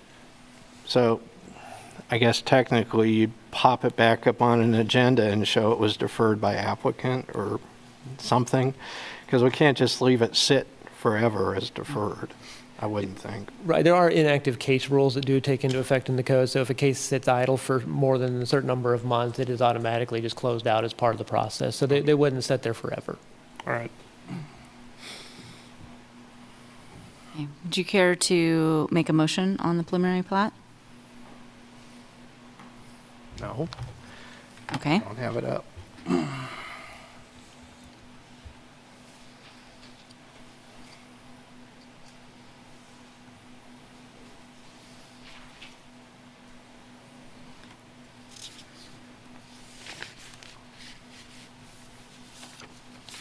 I can go ahead and, I can go ahead and, nobody else is going to move to defer? Okay. I move that we defer the preliminary plat for Redemption Hill Subdivision located at 802 West 22nd Street and just defer the preliminary plat for Redemption Hill Subdivision located at 802 West 22nd Street Terrace. Would that be enough? Yes. Okay. Second. Second by Commissioner Carpenter. Further discussion? All right, can we have a call the vote? Commissioner Ashworth? Yes? Commissioner Barotto? Yes. Commissioner Carpenter? Yes. Commissioner Duver? Yes. Commissioner Hayden? Yes. Commissioner Munch? Yes. Commissioner Payton? Yes. Commissioner Rexroad? No. Motion passes 7-1. Thank you. Thank you all. Thank you to the applicants. Thank you to the members of the public online and in person. We will, so that's either going to come back here before us or go on for to this consideration by the City Commission. So thank you for your time here tonight. That did take a while, and thank you for participating. So we're going to move on to item number 2. It's another cul-de-sac. So consider approving a variance from the right-of-way with standards for a cul-de-sac in the subdivision regulations for Ahlvers Addition. The planning staff this evening for that item is Ellie Mullins.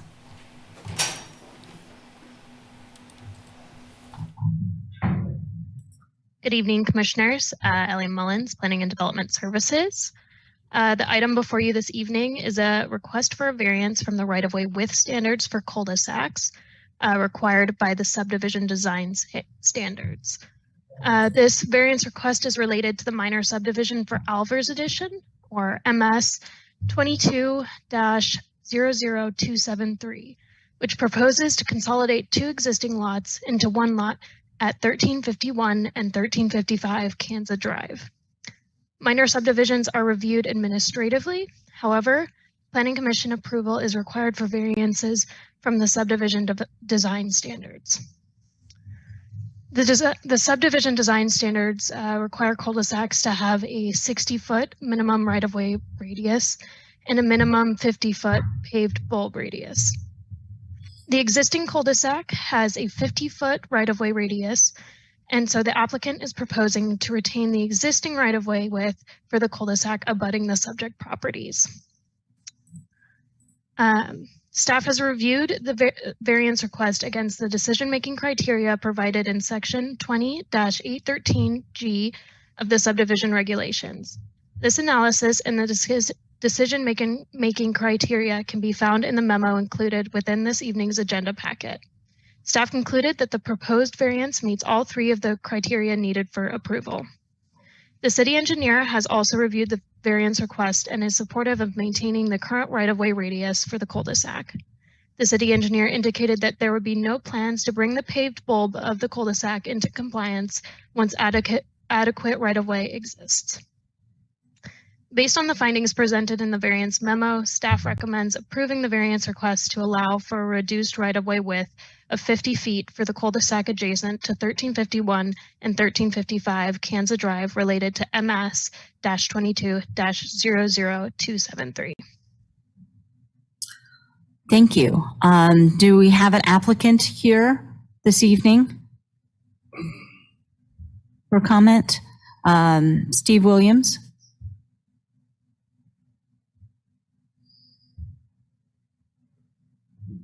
Right, it doesn't appear that we have an applicant present this evening. So I will turn it over to public comment on this item.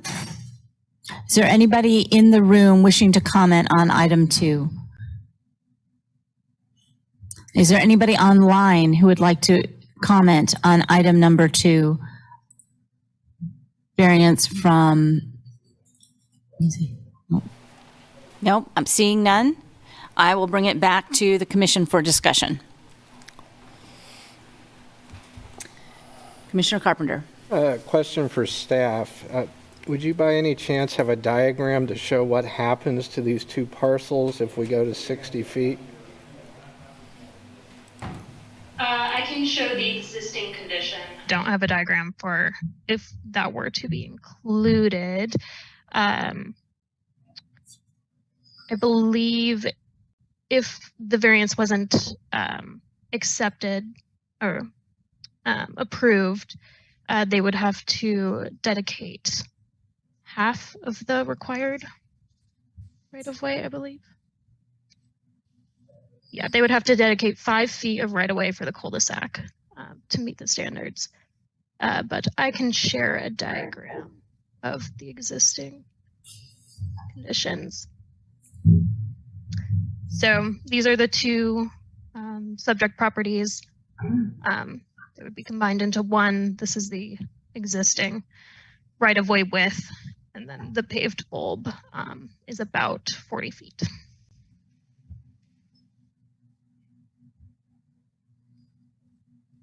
Yeah.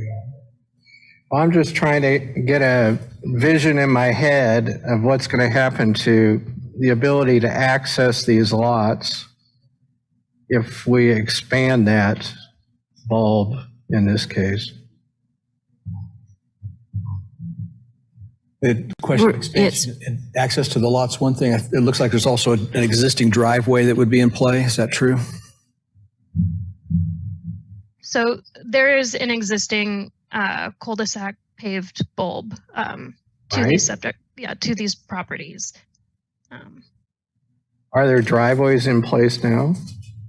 Not at the subject properties. Or curb cuts? I don't believe so.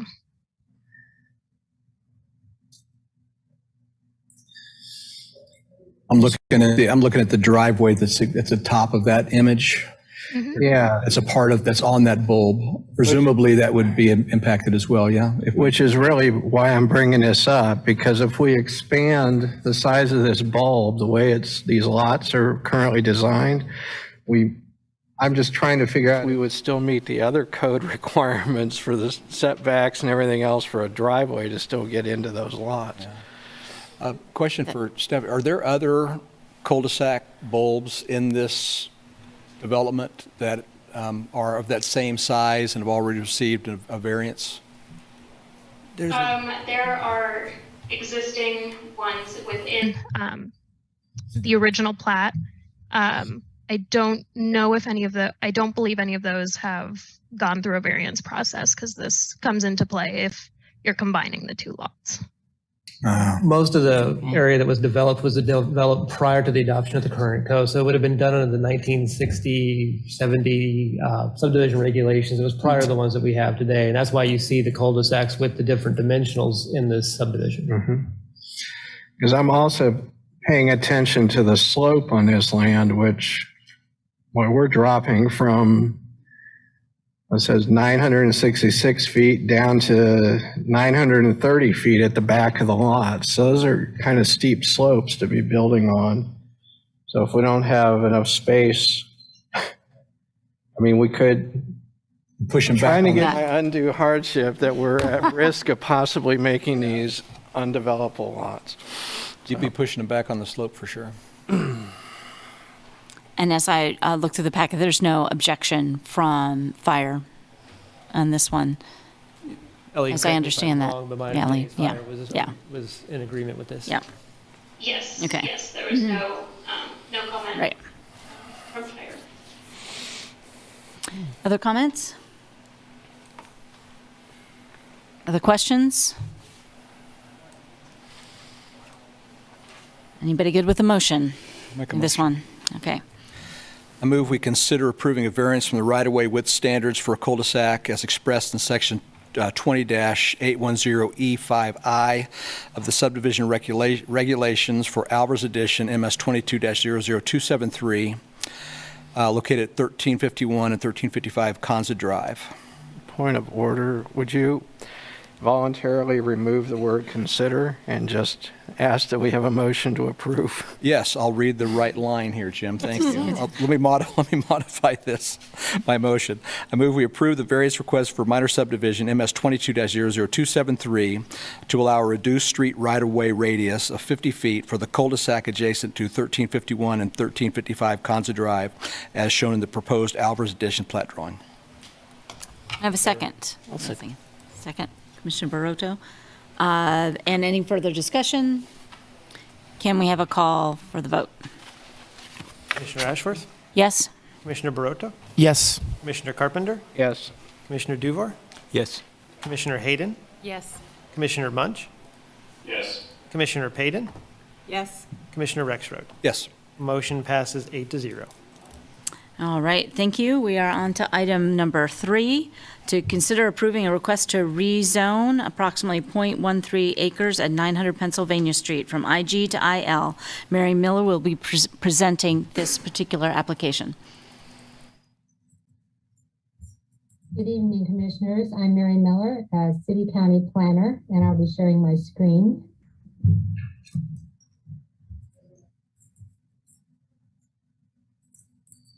And as you mentioned, this is a rezoning request from the IL or IG General Industrial to the IL Limited Industrial District.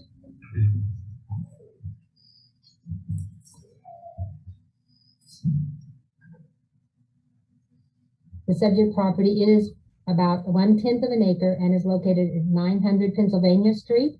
It is south of the 8th and Pennsylvania Neighborhood Redevelopment Zone, which is commonly known as the Warehouse Art District. And that area is outlined in the bold dashed line on this graphic. To the west, about a block, we have New York Elementary School. To the east, we have the East Lawrence Industrial District. The proposed development, a quality restaurant, is not permitted in the current IG zoning, and therefore this applications have been made to rezone to the IL district. Staff and the applicant discussed the IL and the CN2 or Neighborhood Commercial District. And as the site doesn't meet the locational intentions mentioned in the development code, staff recommended the IL district. However, per the lesser change table, it would be possible for the Planning Commission to recommend rezoning to the CN2 Neighborhood Commercial or to the IBP Industrial Business Park District without having to renotice the application if they feel that is appropriate. And I'll discuss these various zoning options in addition to the requested IL zoning.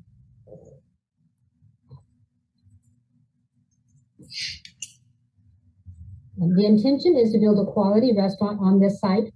The development code identifies 2 types of restaurants. One is fast order food, where you go in and get your food and leave. The turnover in that kind of restaurant is pretty heavy. A quality restaurant has sit-down service, and so the turnover is slower. There's less traffic associated with the use generally. This concept plan shows the design layout the applicant is proposing. They have the existing building. They're proposing to add an addition to the south. The wall would be facing the residential property to the south. There would have to be a buffer yard, a landscape buffer yard along the south property line. They're proposing a sound wall along the south property line as well. This is to separate the residents to the south from the activity and sound associated with the restaurant. The outdoor dining area would be located east of the existing building and to the north of the proposed new addition. Looking at the concept plan, they're not showing the amount of parking that would be required. The concept plan is intended to show us if the proposed use is in conformance with the comprehensive plan. We would review it more thoroughly with the site plan, and at that time, they would either need to A, provide a shared or off-site parking agreement, showing that they have the required parking off-site, B, obtain a variance from the Board of Zoning Appeals, or C, reduce the size of the building so that they could provide the number of required parking spaces on site.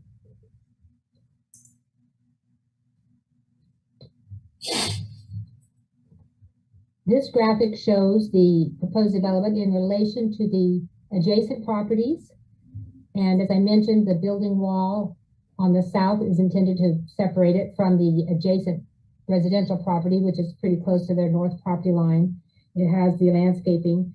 And we reviewed this concept plan to see if the rezoning request is compliant or could be compliant with the recommendations in the comprehensive plan. And as they're requesting rezoning to the limited industrial district, which allows industrial and commercial uses, and it will be located next to a residential district, we'll review the recommendations in the comprehensive plan for industrial, commercial, and neighborhood or residential uses. In the commercial chapter, they recommend that we ensure compatible transitions from commercial uses to other less intensive uses to mitigate impacts, which may include landscaping, transition yards, and open space. And so they do show landscaping, and there'll be a required buffer yard along the south property line. They're proposing a sound wall. When we look at it with the site plan, it may need to be pulled up to the north so that landscaping could be installed between the wall and the adjacent property. But they would be able to mitigate the impact on nearby properties.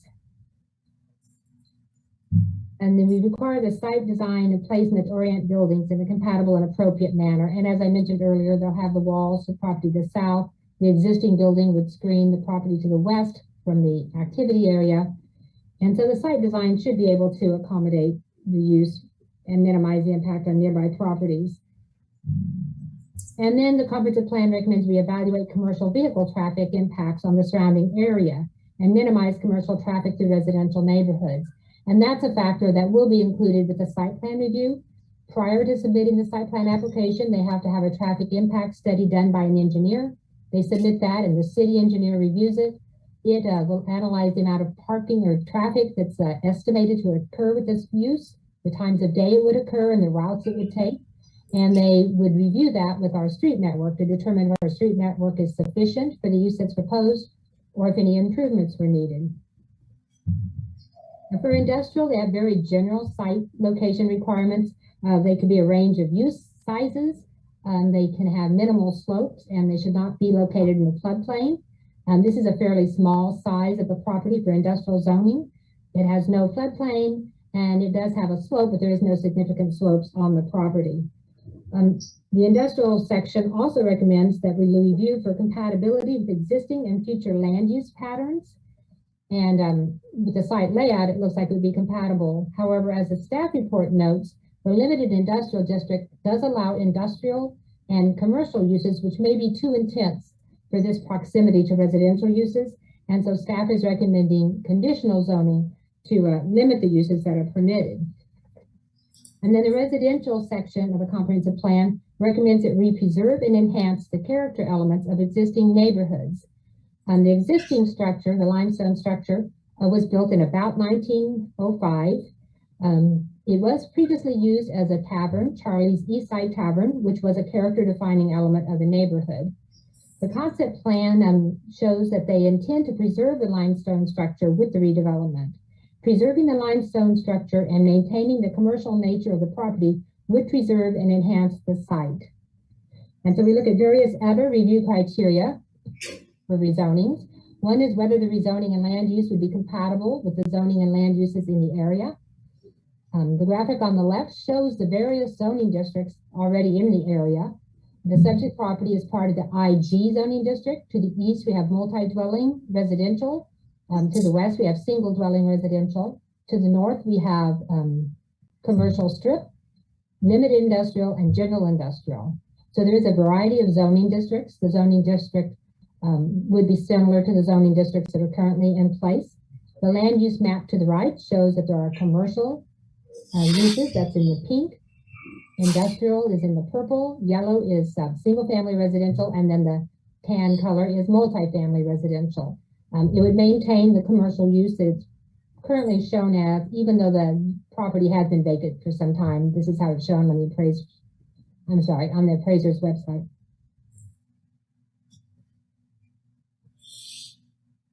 Another factor to consider is the zoning and land use that's being proposed compatible with the character of the area, and so for the neighborhood. So for the purpose of this review, we look at the neighborhood as the area that's likely to be impacted by the development. And as the notification letters are required to go out to property owners within 400 feet, that's the area that we look at. And so this shows an area generally about 400 feet from the subject property. And you can see the range of uses. North of 9th Street, there's quite a mix of uses with office, industrial, commercial, and then single dwelling and multi-dwelling further to the north. On 9th Street, on north and south side, there's a mix of uses. On the south side, we have institutional, manufacturing, residential, commercial, and multifamily, and then back to manufacturing. So there's a range of uses right along 9th Street. And then further to the south, there is single dwelling residential. So changing the zoning from general industrial to limited industrial for the restaurant use would be consistent with the land use pattern in the area and would not negatively impact the character of the neighborhood.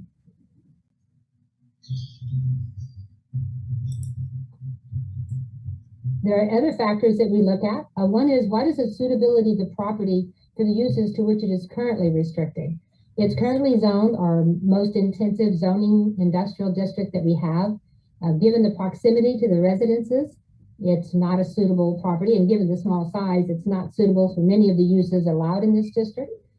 It's also not suited for many of the industrial uses which are allowed in the limited industrial district, and therefore conditional zoning is being recommended. And you'll notice in attachment B with the staff report, we have a use comparison table where we compared the uses in 3 districts. The first 2 columns compare the uses that are currently approved or allowed in the general industrial district with the uses that are allowed in the limited industrial district. And this illustrates the uses that are allowed in general industrial that would no longer be allowed in limited. And there's some high intensity uses that would be prohibited by the rezoning to limited industrial. But there'd be commercial uses that would be permitted in limited industrial, as well as other industrial uses. So we looked at comparing this with the uses that are allowed in the neighborhood commercial center district, as this is a district that's intended for development in close proximity to residences. So any use that is not allowed in the CN2 district, but is allowed in the limited industrial district, is identified and is evaluated in that attachment. And that's how staff developed our list of prohibited uses that we're recommending.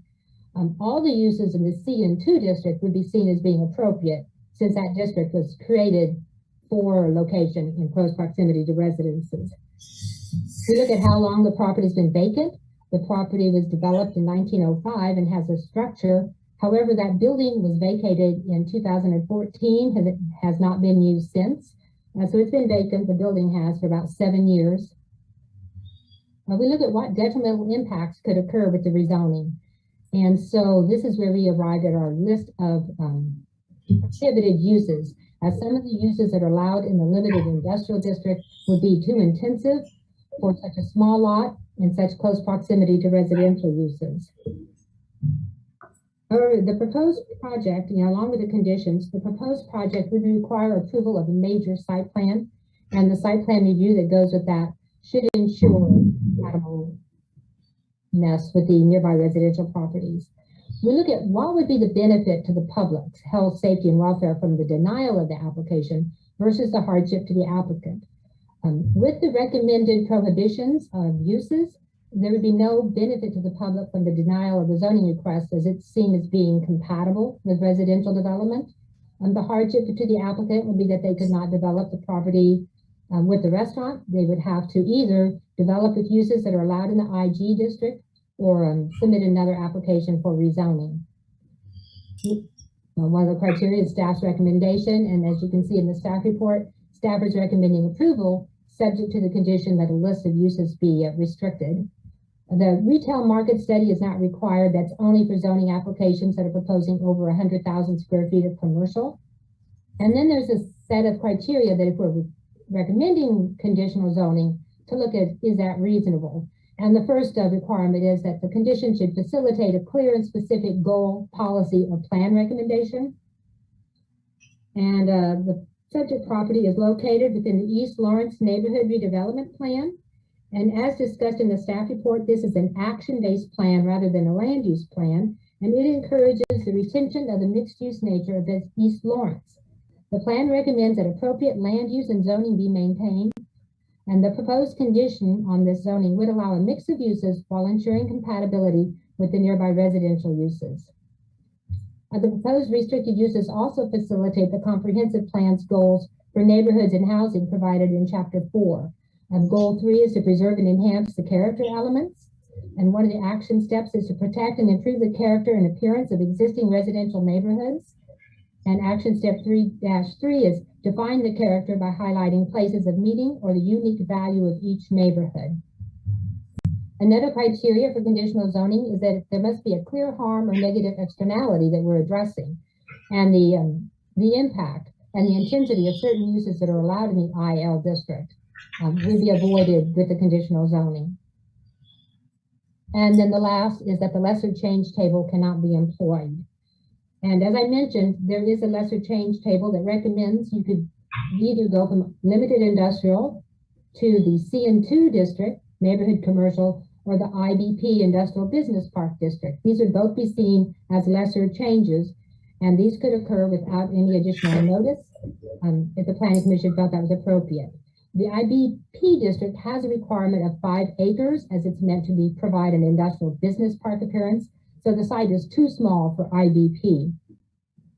The CN2 district is not being recommended because it has locational intentions noted in the development code that are not met at this location.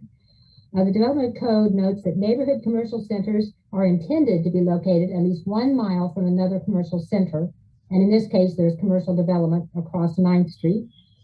It also notes that commercial neighborhood centers are intended to be located at collector arterial street intersections or arterial street intersections. And in this case, Pennsylvania Street and 9th Street are both local streets. So this would be a local street intersection. And it also recommends that they be located where there is only development on one corner of the property. And in this case, 2 corners of the property are developed within commercial uses, and this 3rd corner is zoned for industrial uses.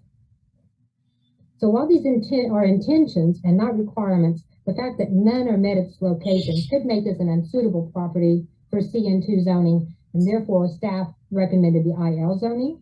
However, if the Planning Commission determines that CN2 is a more suitable district than the IL district, it would be possible to forward the request to the City Commission with a recommendation to rezone to the CN2 district without the need for additional public notice. The item would move to the CC with the recommendation to rezone to CN2 and without the conditions prohibiting uses. We received several communications which are included in your packet, and I was just going to kind of touch upon some of them. There were some concerns that there were no conditions being recommended with this rezoning that would limit the operating hours of the restaurant or place restrictions on outdoor amplified music. And these are conditions that are typically placed on special use permits rather than rezonings.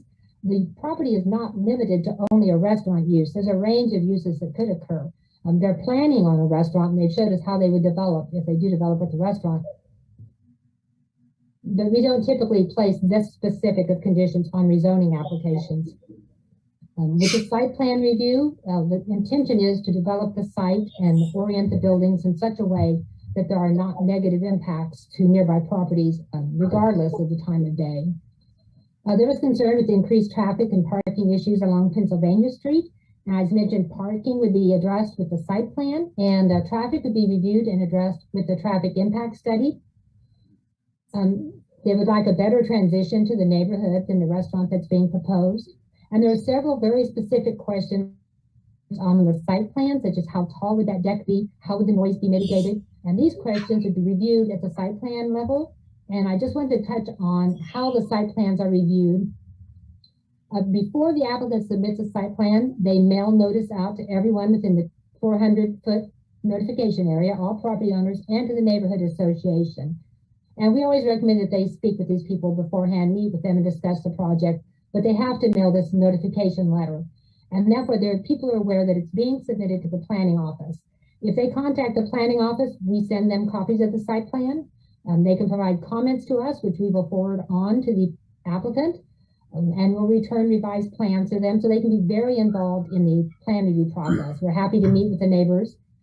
And a final step in the site plan is that when the determination is made by the planning director, the neighborhood association, the property owners within 400 feet, or the applicant can appeal the decision, whether it is approval, denial, or approval with conditions. They can appeal that to the city commission.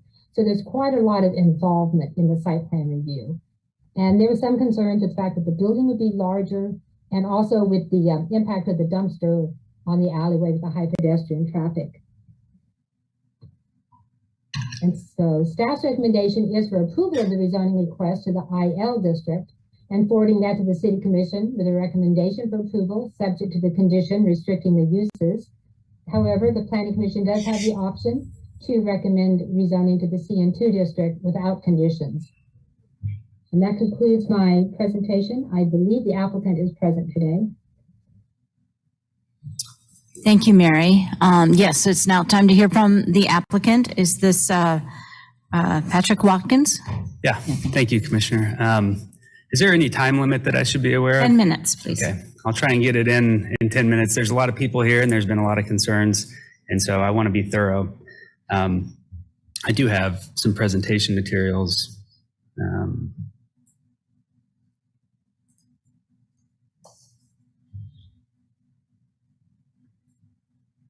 Okay.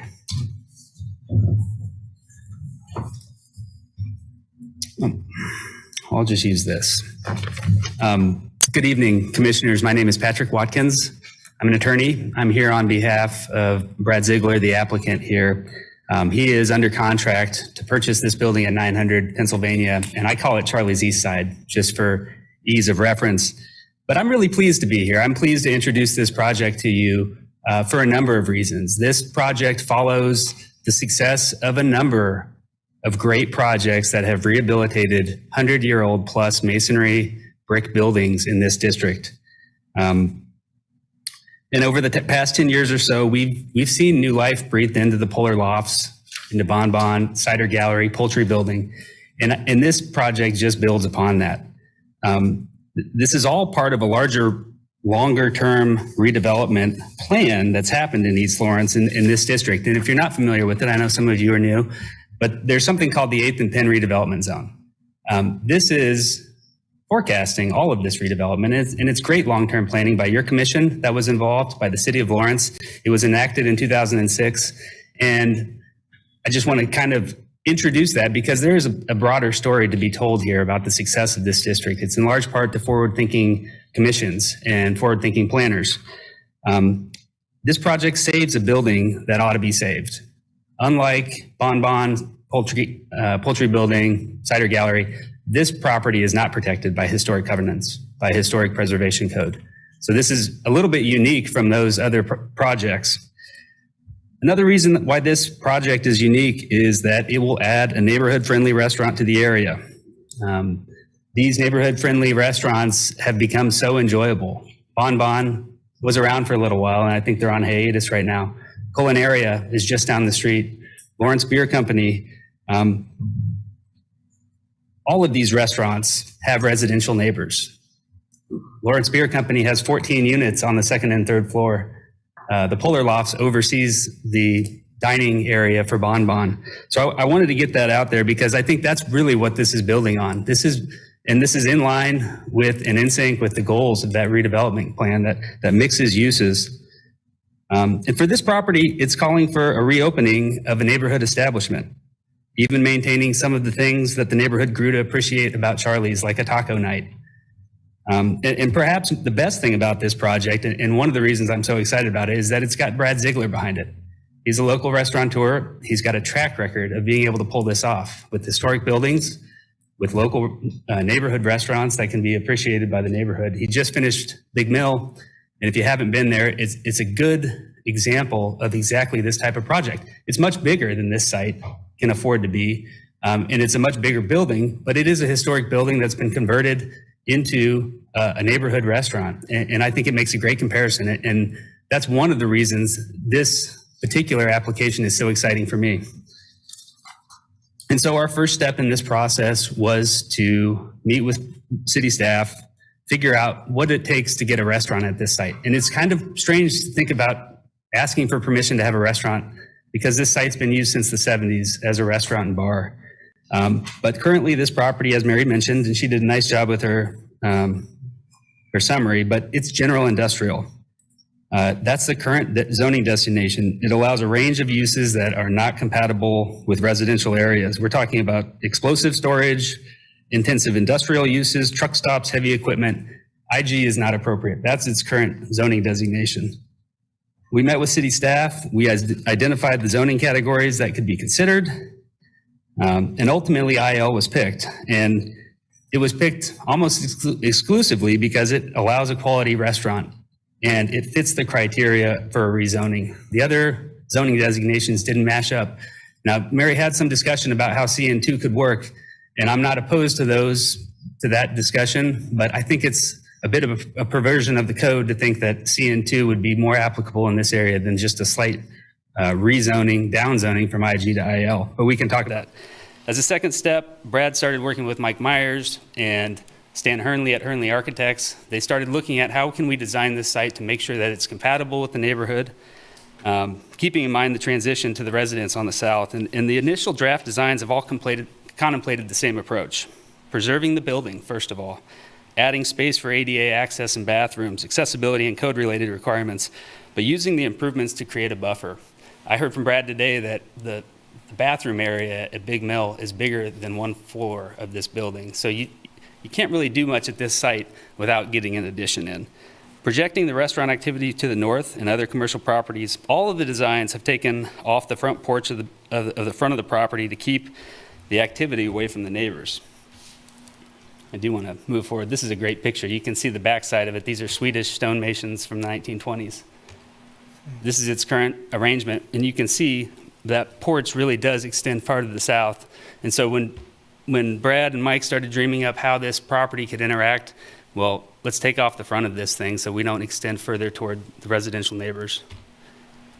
This is the development design guidelines, and this is some of the first conceptual renderings of what a site could look like. And as you can see in that blue area, that's the addition. We're stacking it up at the south end so that we can project everything to the north. The building itself would be able to act as a sound barrier, masonry building, to keep any sound from moving further to the south. Next, we began talking to the neighbors.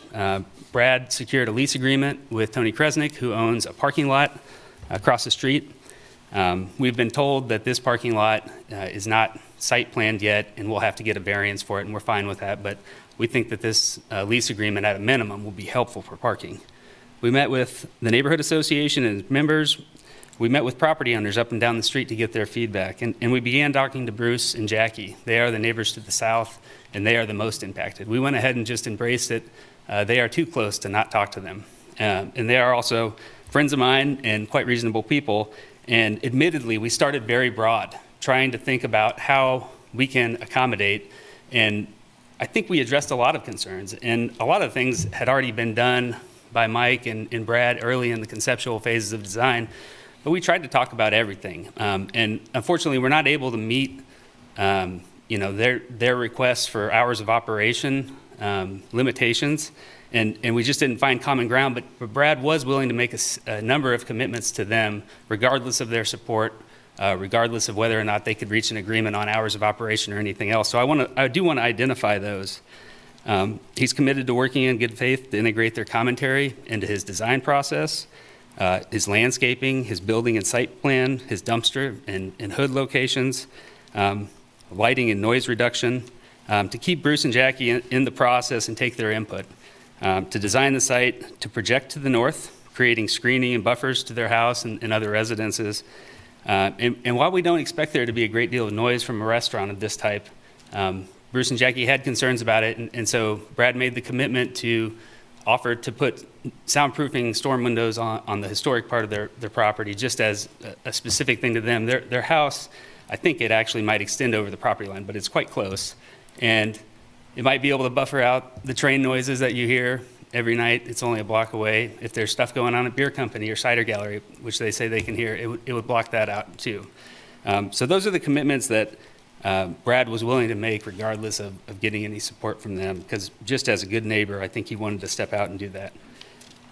We've also read correspondence that's been submitted by a few neighbors, and there's plenty of comments, and I don't want to lose my time here, but I want to say that there's a number of statements from a couple of letters that are just flat out false, and it's hard to hear some of these things that are said, especially when they attribute quotes to you. But I think I can suffice it to say that we disagree with a lot of the contentions. I would also say that from a planning standpoint, I think there's an issue, and Mary mentioned it, and I don't know if you could catch it all, but trying to condition this zoning on limitations on hours of operation, I think you have some difficulty from a policy perspective. I think you should rely on staff. If you have questions about applying a condition like that, I think you'll find that it's not done. I think you'll find that it's integrated into the site planning process, which comes after this rezoning. I should also note that there's 4 positive letters of support. Tony Kresnick, Zach Bollick, Michael Kirkendall all support this project. And this is a remarkable project. It builds up on so much. It'll save a historic building. It brings neighborhood restaurant in an area that's been well suited for it since the 1970s. It builds upon the success of the warehouse district. I'll end it there, and we'll be available for questions. Thank you. I'm sure we will have questions. I'm going to open this up now for public comment.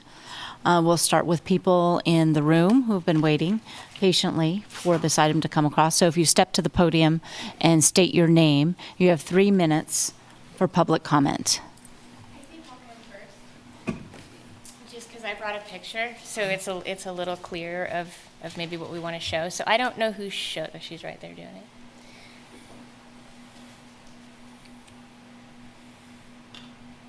So I'll just wait till she gets that up. Could you give your name, please? Yes, Sharia Vet Forsyth. I live at 925 Delaware Street. Thank you. I own that house. The first slide would be amazing, just the first picture in the PDF, if you could bring that up. There it is, yeah, it's like, I think I'm on somebody else's deck. There we go. That'll be perfect, thank you. I think the main thing that I really want to point out here is if you just see the stacks of residential behind where they're proposing this building, I feel like it's being misconstrued that area is actually mixed use. I think that they're letting you think that, or it's at least in this plan, that this area is divided up. We have a bunch of things going on in that area that is commercial or industrial, and we don't. It's all residential with the grade school 2 blocks over. So the traffic down the alleyway between Pennsylvania and Delaware is highly trafficked by children, by people with pets, on bikes, walking. And I just feel like, I know this tavern has been here a long time and I'd love to see a good use for it. I'm just not confident that industrial is the right direction. So I think the main thing I wanted to point out was, I was looking at the plans, and I also think they talk about putting noise to the north, and those are offices. There's an architect there. So I don't really understand when there is architectural offices, knowledge work on one side, and then residences on all the other, how we put that type of activity there, or industrial zoning. So I'm really questioning the zoning tonight, and wondering if that's the right zoning. So I'm gonna try to drive on this. There it goes. Okay, great. And I think the one thing I found that really helped me was when we were discussing this, we were like, I just don't know that that's the right fit. And I think this is exactly why. I think this proposal for like the cultural plan of the cultural district really kind of brings all the neighbors that I spoke with what we would love to see happen here. And if you look at everything they brought, you know, in this professional report submitted to you about, you know, bringing cultural stuff to Lawrence, and they use our neighborhood wall as an example. And below it, they kind of list like all the things that would contribute to culture. And then they have a survey across all zip codes. And the first thing you see is arts, culture, and creative activities. And you see other things. And I just don't know that we have to settle for a restaurant in this historic building. I mean, could it be an East Lawrence museum? Could it be, you know, a bakery, something craftsmanship driven? I think my only thing that really struck me about this is the industrial zoning, especially when they went through this part of the proposal. I'll go down. I studied the uses from the sign and they didn't match up. But they start to look at here, all the exclusions that we have to place upon this. So they're gonna give us this limited industrial zoning, but then they're going to exclude like 20 things that would be super scary and inappropriate for the neighborhood. So I don't understand why we're not moving towards the right zoning for the neighborhood, why we're not moving towards something that can be used creatively and culturally, something that could be used, I mean, I want the Del Campos to get full investment out of the property, but I don't think that has to happen in the form of a restaurant. And I do think that the use of the property was special use. Thank you. So that's it, thank you. Anybody else in the audience who would like to speak to this issue? Yeah. Hi, my name is Phil Collis, and I represent the Penn Street Line LLC, and we own the house directly across the street at 901 Pennsylvania Street. And there's a few points I'd like to make. I did submit a letter, and I hope you read it, and I'd just like to reiterate that one of the alignments, the first thing the agenda report shows is that the alignment to the strategic plan is strong, welcoming neighborhoods. And I'm going to reiterate what another commenter said tonight for an earlier thing, that the city really needs to develop some metrics to be able to determine whether or not the impact on strong, welcoming neighborhoods is positive or negative. And I think that this is a negative impact to the to strong, welcoming neighborhoods. The biggest issues that we have are with noise hours and just the size of this development. They know they will make a lot of noise that needs mitigation. They're going to have at 11 o'clock. They're going to turn on the outdoor music and the outdoor TVs, and it's going to turn off at some later time to be determined. And all the other restaurants around there, I think Beer Company, we figured out, closes at 9 o'clock. Everything else is closed by 10. Live and work go really well together. Most of the commercial developments are workplaces that close at 5 o'clock. I did say in my letter that this is the only one that will be impacting, that's a restaurant that's impacting the neighborhoods. Every other one of them is at least across the alley or across the street. This one directly butts up onto somebody's backyard, and it's going to be 10 feet away from their windows. One thing I didn't point out is that trash will be overflowing and smelly, and that's the nature of dumpsters. I'm going to say also, this is not a small development. This is 3 times the size of Charlie's. Charlie's was a small neighborhood bar that wasn't frequented very much, and this is 3 times bigger. The scale is just way too big. They have good intentions that they're going to save the building and preserve the building. However, they say in the staff report that if we find out the structural integrity of the building won't work, we're going to tear it down. I guess I also want to point out the different goals of the city, where the Section 11 points out to preserve and enhance the characteristics of existing neighborhoods. I don't think that this restaurant does anything to help the integrity of our neighborhood. And I'm going to run out of time. And I'm going to say this proposed development would be an intensively sized restaurant, the maximum size that could possibly be built on a 5,800 square foot lot. Without conditions in place on the noise and the hour and a better transition to the neighborhood, this project should be rejected. Please live up to the goals of the city's strategic plan by making this project income become something that is an enhancement to strong, welcoming neighborhoods. Thank you. This project negatively impacts its neighbors. Thank you very much. Thank you.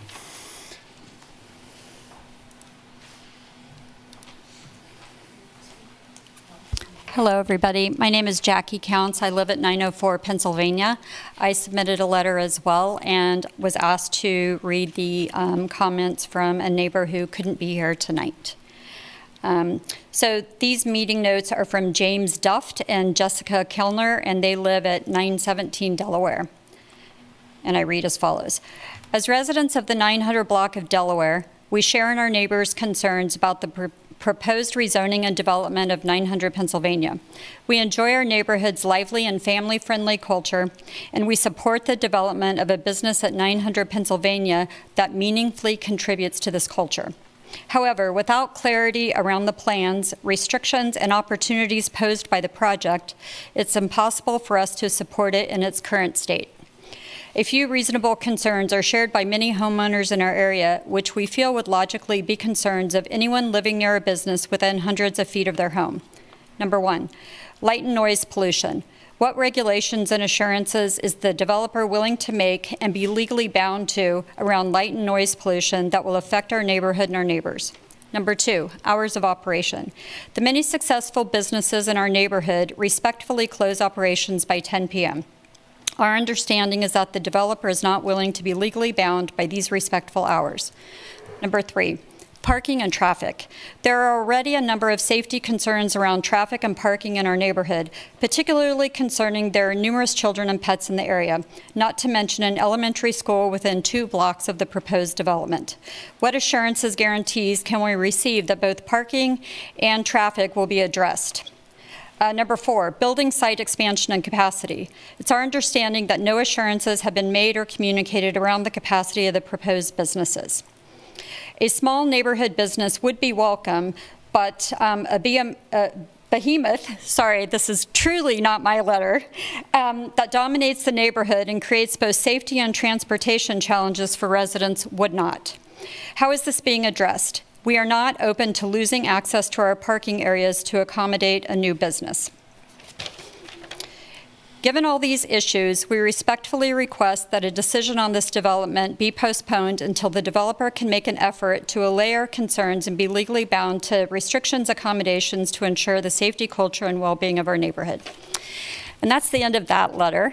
But the other thing that I'd like to share that I realized today is that since the plan was passed on strong and welcoming neighborhoods, our entire society has changed.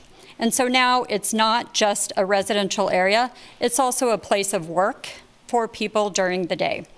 And it kind of pains me a little bit that we're talking about mixed use of something that wouldn't be in the rhythm with the neighborhood, and that a restaurant could open at 11 or noon, have outside TVs, have amplified music, and go on till who knows when. So for those reasons, I think we should take into consideration the changes in society and look at how we're going to represent to people who might want to move to Lawrence into a strong and welcoming neighborhood. Thank you. Thank you.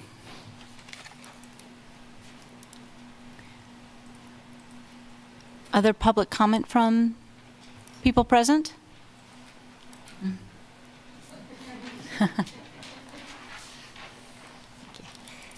Good evening. I'm Marcy Francisco. I live at 1101 Ohio, but I'm also a member of Penn Street Line that owns 901 Pennsylvania. So I remember being at City Commission and Planning Commission meetings some years ago, and the staff could remind me when, before there was a Charlie's.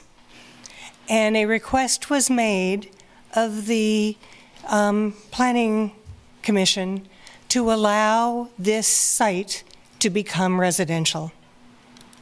that was denied. And it was denied because they said, it's commercial zoning. We can't have residential in commercial zoning. So that's how we got Charlie's. We got Charlie's because the city said, we know better. We don't think that this small stone building that was built as residential should be able to remain residential because we've put it as a different zoning type on our map.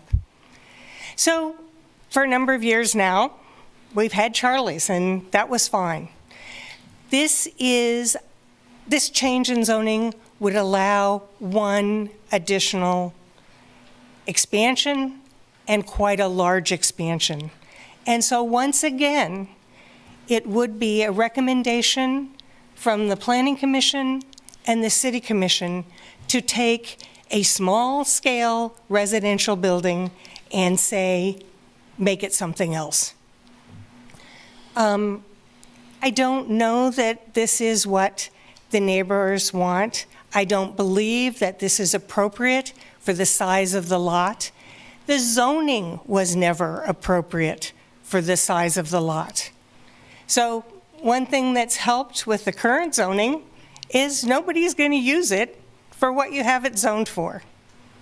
I don't have a good recommendation, but I really hate to see the proposal that this would be better for the neighborhood when in no way, as has been stated, it protects this existing building. This zoning would still allow that building to be torn down. It in no way protects the neighborhood in a way that allows mixed use with appropriate hours. People would love a place to go and have lunch or an early dinner. That's, as my understanding, not what is being proposed.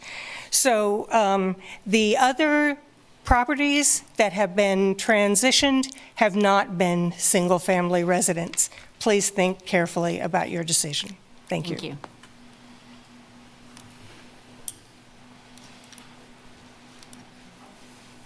Good evening. Thank you for being here and devoting your time to this process. My name is Uma Autka. I'm a resident of 927 Delaware Street.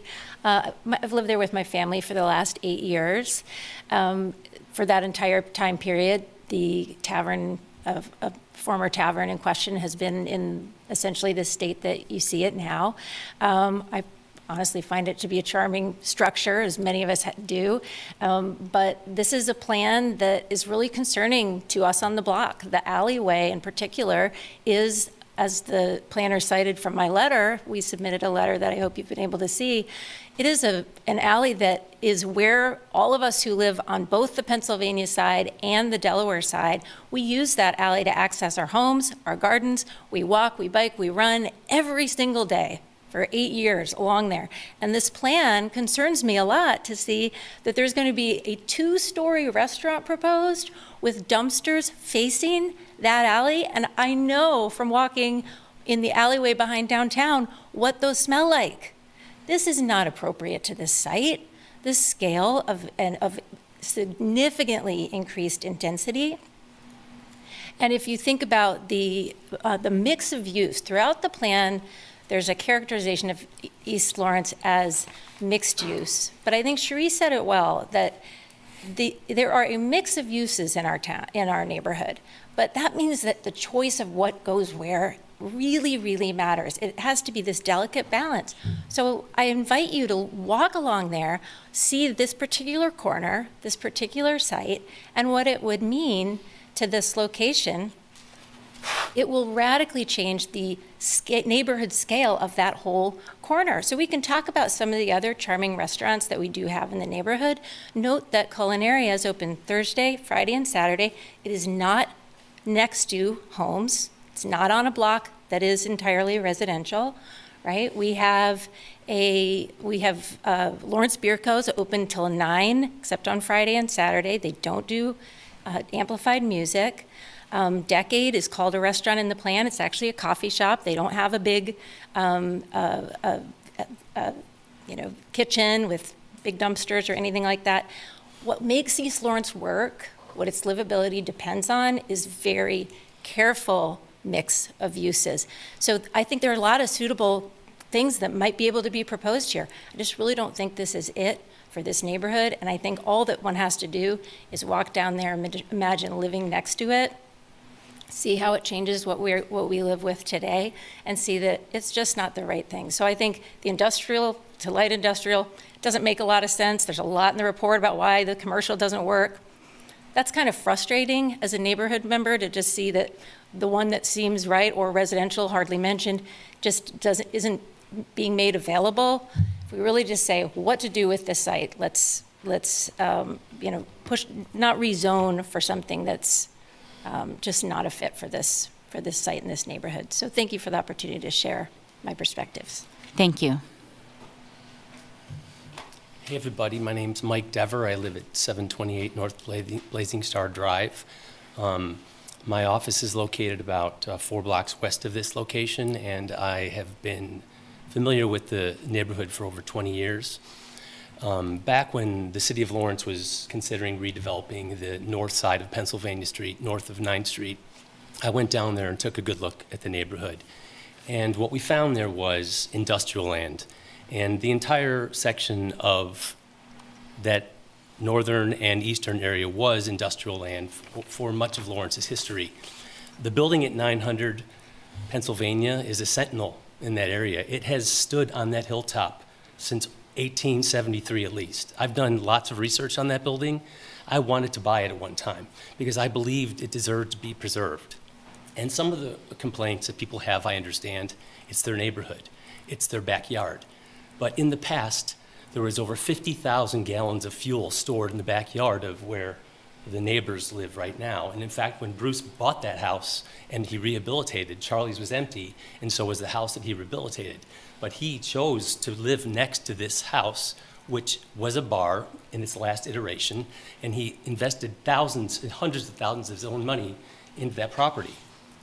And we all trusted him, and he did a great job in rehabilitating that neighborhood. But in my opinion, this is a neighborhood that deserves to have some sort of services that are also geared towards the neighbors. I read some of the information in the packets and said nobody in the neighborhood is going to use a restaurant here. I find that hard to believe. I believe that if people had a place to eat, had a place to go, they would go there on foot. And it would not be a burden on traffic. It would not be a burden on parking. It would be a traditional walkable neighborhood. And I believe that that's the way this building should be preserved. Finally, I'm really concerned about these concerns about whether or not this building would be torn down. And to me, that would be the worst thing that could happen, because this building needs to be preserved. And it's going to require a lot of money to do the right kind of job. I can tell you this because I inspect buildings for a living and I know what it takes. And this building has been there longer than almost any single house in this neighborhood.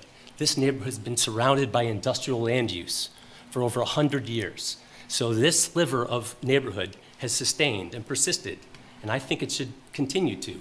But I don't think it should be to the negative benefit of the taxpayers of Lawrence. The city of Lawrence has invested over $1 million in the 9th Street corridor and the Pennsylvania North brick roads.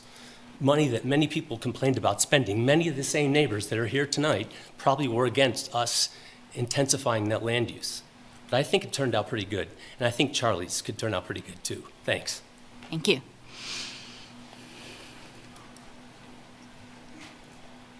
My name's Jay Taylor. I'm a commercial real estate broker that works for the Del Campo family. Charlie specifically and his mother. I've had that property listed. I've got an interesting lens. I've had that property listed with the Del Campos for probably about 3 years. I think we started talking in 2019. And it's been an interesting journey. I'm drawn to those properties. I'm drawn to the neighborhood. I love the neighborhood. I loved Charlie's when it was open. Probably shouldn't admit that maybe I was there once or twice because we won't go there. But I've got an interesting lens because Charlie and his family have been protective of that real estate and protective of that building. We've had very limited interest in that zoning, and people are scared away by this process.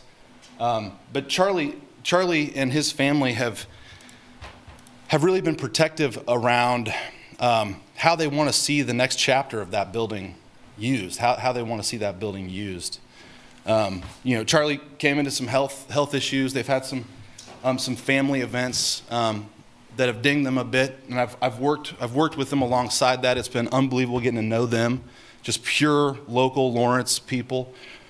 And I can tell you, they want nothing but the best. And we've had talked to a few people in 3 years, but when Brad came along, he really sees, he really shares the vision for how that family feels that next chapter should go. It's fun listening to them beatbox around and chat around, what it could be, how we could revitalize and reactivate that real estate. It's been vacant since 2014, I think. And prior to that, I think when the family came into it, it was a very dilapidated structure, if I'm not mistaken. But I come up here as somebody that's worked hard on that property for that family, and have had very little activity and interest, and that says something about me. But we all understand what type of project that is. But we found something that I feel really accentuates that neighborhood. I mean, that's my personal opinion, and I'm excited about it. But I do want to say that we've tried hard to market that property, very hard, and we've marketed it for a long period of time. And it's interesting when people say, "Why can't we do this with a property? Why can't we do that with a property?" And it always kind of makes me laugh a little bit inside, because I'm like, we could. I mean, it just takes somebody to come along and do that.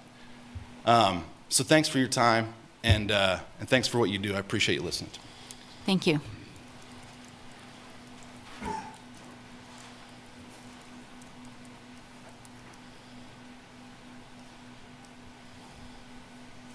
Hi, my name is Paul Outkin. I live at 927 Delaware.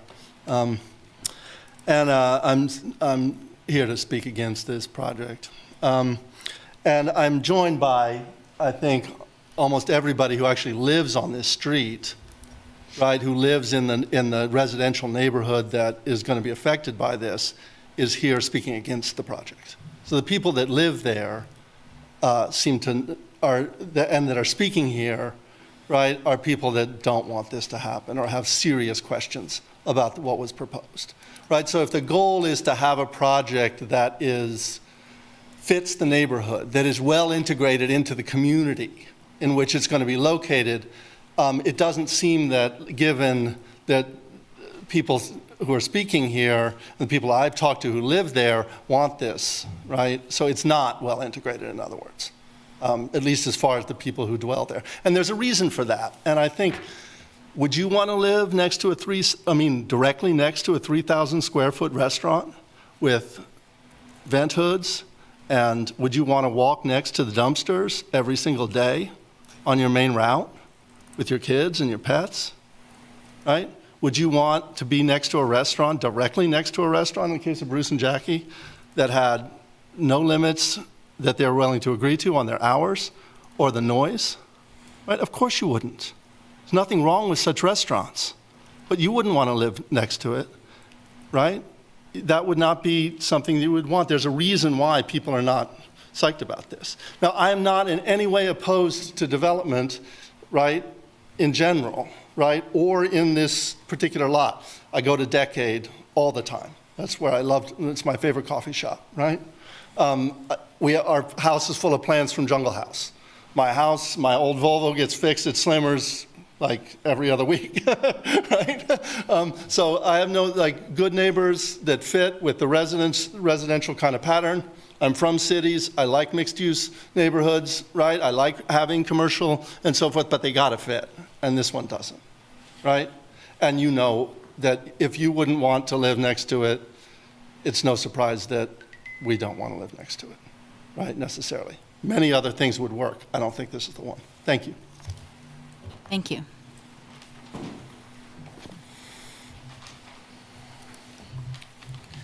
Yeah, I'm Mick Palmer. I live at 901 Pennsylvania, right across the street. And I'm also a member of the Penn Street Line LLC that owns the house. I've lived there since 2008. And I guess we all know that it's gone through, the whole neighborhood has gone through quite a few changes since 2008. All of the development to the north, obviously. Charlie's was still open for the first several years I was there. And, you know, it was never really a problem. You know, it was that there weren't big crowds, there weren't, you know, lots of overwhelming parking ever, really.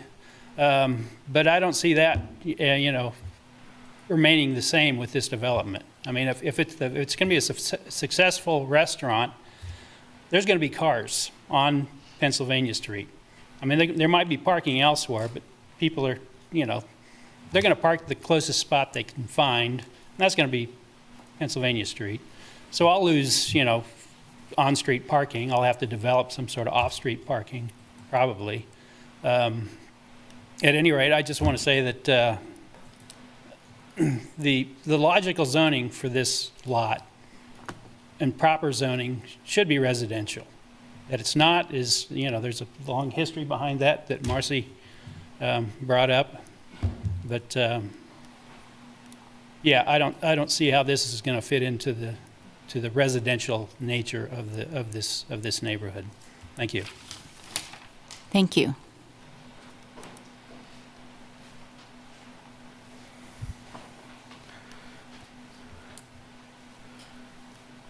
Hello, my name is Barry Shalinsky, 645 Connecticut Street, and I happen to be the president of the East Lawrence Neighborhood Association. I recall watching a video of a rezoning application in this general area several months ago, and the Planning Commission had a very long discussion about where's Elna. Well, we're here. My message today is a pretty simple one. Listen to the neighbors. They are the people who are affected by what happens. As has been stated, this is a historic stone building. Well over 120 years old. The bar use began in 1980. It was controversial at that time and the subject of lengthy litigation. Despite the statement in the staff report, its use as a bar is not iconic and character defining for the neighborhood. The building itself is, but the commercial use not necessarily. Elna is not taking a position on the rezoning, and we have no particular objection to a restaurant use per se. The issue is the conditions that it is subject to, or in this case, not subject to. Others in this area have a 45 to 55 alcohol to food ratio. No such condition is being proposed here. No restrictions on hours of operation, no restrictions on outside amplified noise. There's every reason to believe the operator has every good intention to be a good neighbor, but good intentions can change with subsequent owners.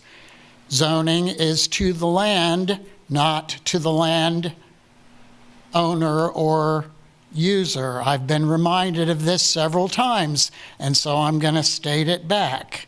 There is nothing to prevent a subsequent user from doing anything allowed in the zone, and there's nothing to prevent them from tearing the building down. So I urge you to use great care and caution in your decision. Thank you. Thank you.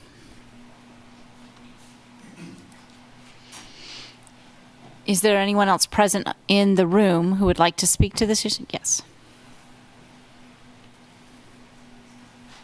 Hi. Yeah, my name is Bruce Eggers. I live at 904 Pennsylvania. You received a letter from myself and Jackie. Everybody's already kind of spoken to everything I was going to say, so I'll leave that at that. One thing I would mention is when we bought that house off of Craigslist after it stood vacant for a long time, the center section, which is visible from the north, from 9th Street, is a Civil War cabin from the, predates the Civil War. The front part of the house, which you can see from Pennsylvania Street, was an addition that was put on like in 1880 or something. We would have saved an awful lot of money by bulldozing the whole mess and just putting the house that we have there. But we kept all that stuff because we thought it was important in the neighborhood to have just the normal street view. And we think well, the back of the house kind of coordinates with the more industrial style buildings that are back there. So it really matters to me that, we put a lot of effort into preserving this building. And I think it would be, this idea that they're talking about, I think is a great idea. It just needs to be somewhere else based on the size and the scale of it. It's doesn't fit in there. I mean, it's too large, I guess is basically what it is. I think everybody in here has spoken to something which is very true, which is the zoning for that property is wrong, which makes it kind of unsellable and unusable. But the zoning to accommodate a big facility like this, I don't think is really in keeping with what anybody here in the neighborhood has said that they're okay with. And the other thing that, just as a thought experiment, when I was talking with Patrick once, I said, well, I'm a pretty reasonable guy, everybody is here. Ask Mr. Ziegler, if I was proposing to build this property this close to his house where he lives, what are some reasonable objections he would have? And what are plausible solutions that he would propose? Put those in a letter, give them to me, and that's what I'll read at the first opportunity I get. That letter was never forthcoming. We did get some stuff that doesn't look like it's going to work, and you can, I don't know if you have that letter from Pat, but it's a bunch of stuff that involves us taking a lot of externalities from his business operation, which would be noise, light pollution, and odor from the dumpsters. If there's questions about the dumpsters, please go down to Big Mill and just take a look at what that is like. It's a lot farther away from his building than his dumpsters are going to be from mine. So anyway, I think that was about it. I really appreciate what you're doing. But no, I can't support this at all. I think it does need to be rezoned. Some other adaptive reuse would be great. There's lots of ways that building could be used that won't mess up the neighborhood. Thank you. Thank you. Any other public comment from those here in the room? If not, I will turn to online. Any online comments? If you are out there, you can either unmute or raise your hand. Okay, I'm not seeing any online comments, and comments for in-person are done, so I'll turn it back to the applicant for a response.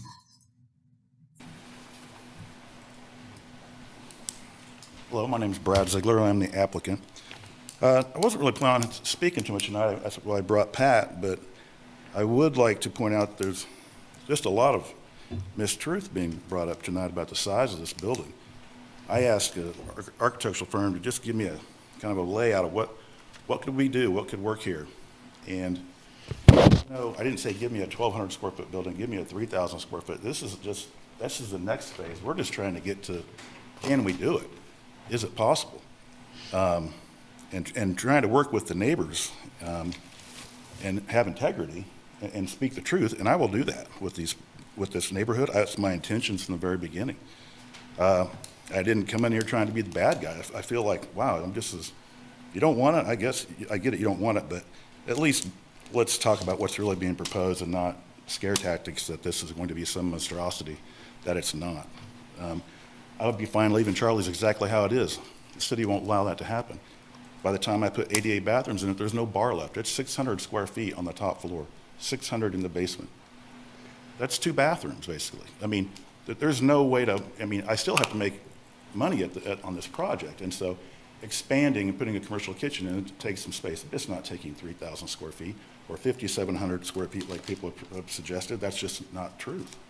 So with that, I'm obviously a little bit frazzled by what I've heard tonight, but I'll let my Pat speak for the rest of our comments. Thank you. I just want to follow up on a couple of things that I've heard, but one of the things I didn't get to say earlier was that this rezoning to IL does not permit a bar. It does not permit a brew pub. It does not permit a lounge. Mary worked with us to find very sensitive regulations. I think they've crafted a thoughtful staff report, a thorough one that limits the potential uses.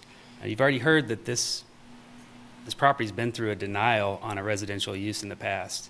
If it's not going to be used for IL, and C, commercial designations are not available,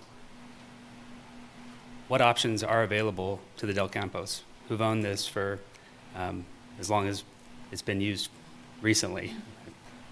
But what options are available? What would you have them do? We don't want to give you that sort of power because, we can't obviously just open it up to anybody's feasibility studies, but this works. We have a restaurateur who has a track record of making this work. We have long-term planning that calls for this. We have neighborhood restaurants that work in this neighborhood. This is no different. And I'm really pleased to be a part of a project that's been so thoughtful and proactive about seeking neighborhood input. There's a double-edged sword to that. You get a lot of neighborhood input and everybody's aware of exactly what you're doing. But in this case, we reached out. We thought about how we could compromise, how we can design this site to make it fit. The site planning process allows all of this feedback to be integrated. It's part of, as Mary mentioned, and as you've heard previously, there's a public notice that goes out with site planning. There's plenty of public input that goes in there. And if people are aggrieved with that process, there is a public hearing process that goes along with appealing a site plan. It's an ambitious process to put after Brad's due diligence will run. But this is the first step. Can this site be rezoned so a restaurant could be placed in this area? That's the decision tonight. We would love to answer any questions that you might have about any of this. Obviously, we've tried to do our homework. We'd love to hear from you. Thank you. All right, now I'm going to bring this back to the commission for discussion.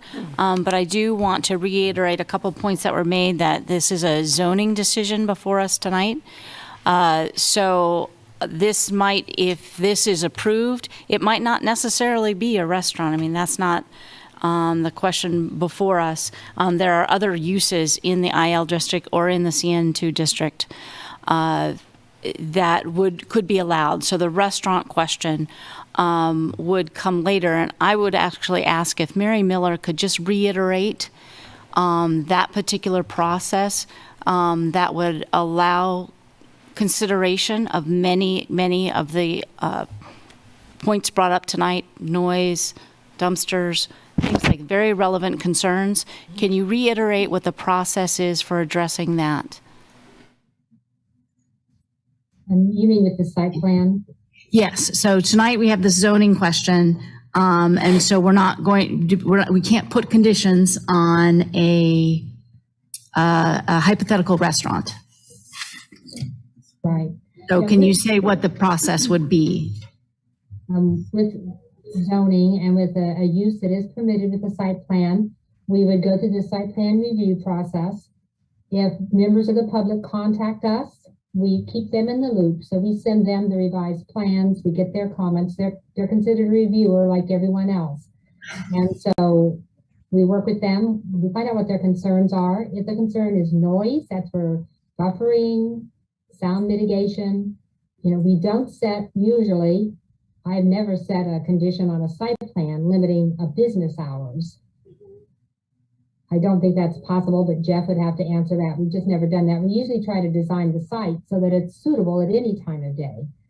Grocery stores can be open any time of day. We don't have it where they're so impactful, we have to limit the time. So that's one of the things we look at, is trying to make it to where the negative externalities are minimized. And dumpsters, if there's a dumpster problem, considering noise or odors, that could be reviewed. Sometimes the city can pick up trash daily. They've done that for some projects. I don't know that they would with this one, but that's something we could look into. A different location for the dumpster, I can't think of one with the way this site is located. It was more on 9th Street, located closer to 9th Street and away from the residents. That would have to go through our solid waste department. We just want to make sure it's in a place they could pick it up. That would give it some distance, but it would it'll be on the alley that people use. But the process is to review all these items. And there's a lot of weight behind the public input because everyone knows that site plans can be appealed to the city commission. And since 2006, we've had maybe 3 that have been appealed because we have been able to work with neighbors, and applicants are very interested in working with neighbors. So we've usually been able to get features that address their concerns, or they've reduced the scope of their plans. There's been some changes made, so we seldom have to take them to the city commission. But we have had to take a few, and those get resolved. So there's power behind the steps. Yeah, thank you. And to further clarify, so this is something that will happen with the site planning. So there is no, in either of these zoning, IL or CN2, there is no conditional use permit or special use permit or anything else that would, those conditions you're talking about and those considerations would happen during the site planning process. For this use, there are some uses that require special use permits, and in those, you could add all those conditions. But a restaurant is seen as just a permitted use in the city. Permitted use. And it's allowed in the IL district as well, the same way. Thank you. All right, who would like to open the discussion for this item? I know people have comments. There's a lot here. Commissioner Rexard, would you like to start off? Yeah, so let me just pick on kind of a specific question for the applicant. Can you talk a little bit more about how you envision parking would work there? Well, we have a lease for the property across the street. That lot on its own probably has enough space during peak restaurant hours because it's used primarily for office space. There is street parking up and down Pennsylvania Street. The redevelopment zone plan calls for more street parking in that area. There's 5 on-street parking spaces, but right now it's that one lot at 9th and Delaware plus everything else that's available for public use in that district. And that actually includes quite a few off-street lots. Okay. Another question, different subject. How important was the presence of Charlie's East Side in your decision to choose this location? There's a lot of concern about, and some statements that, hey, they could be torn down. It could be torn down anytime by anyone, I suppose. But in this particular case, did you choose this location because that building is there? I think Brad ought to answer that. Yes, the buildings is the main reason why I picked the spot. I mean, it's the iconic structure. There's been talk about tearing it down. That's never been discussed. That's 1,000% not going to happen. I don't want the property if I can't have that building, just how it looks. So, and I've known Charlie for a long time. I know it means a lot to him to have that building preserved. I mean, I want to keep the name Charlie's. I want to, respect their family. They are very attached to it, and I appreciate that. And I want to make sure that they are always part of the building, with their family name. And I'll do a nice job of honoring the history of the building on the inside. One more question for you guys, if I could. Another topic. There's a large list of restricted uses that are a part of this plan to downzone from IG to IL, which already, limits things quite a bit. Are there anything in that restricted use list that poses a problem for you and your plans?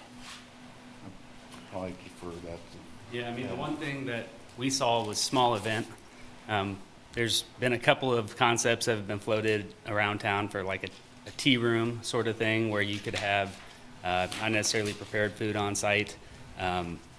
And small event is described in the code as something below 300 people. Obviously, you'd be limited by occupancy, but that was the one that I talked to Mary about.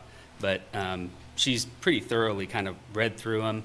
I think all of those, unless you have specific questions, Commissioner Rexroad, I think all of them, don't make a lot of sense at that particular site. So we were okay excluding them, except for small event. Thank you. I have actually a question for Mary. Is there a difference in the square footage allowed between IL and CN2?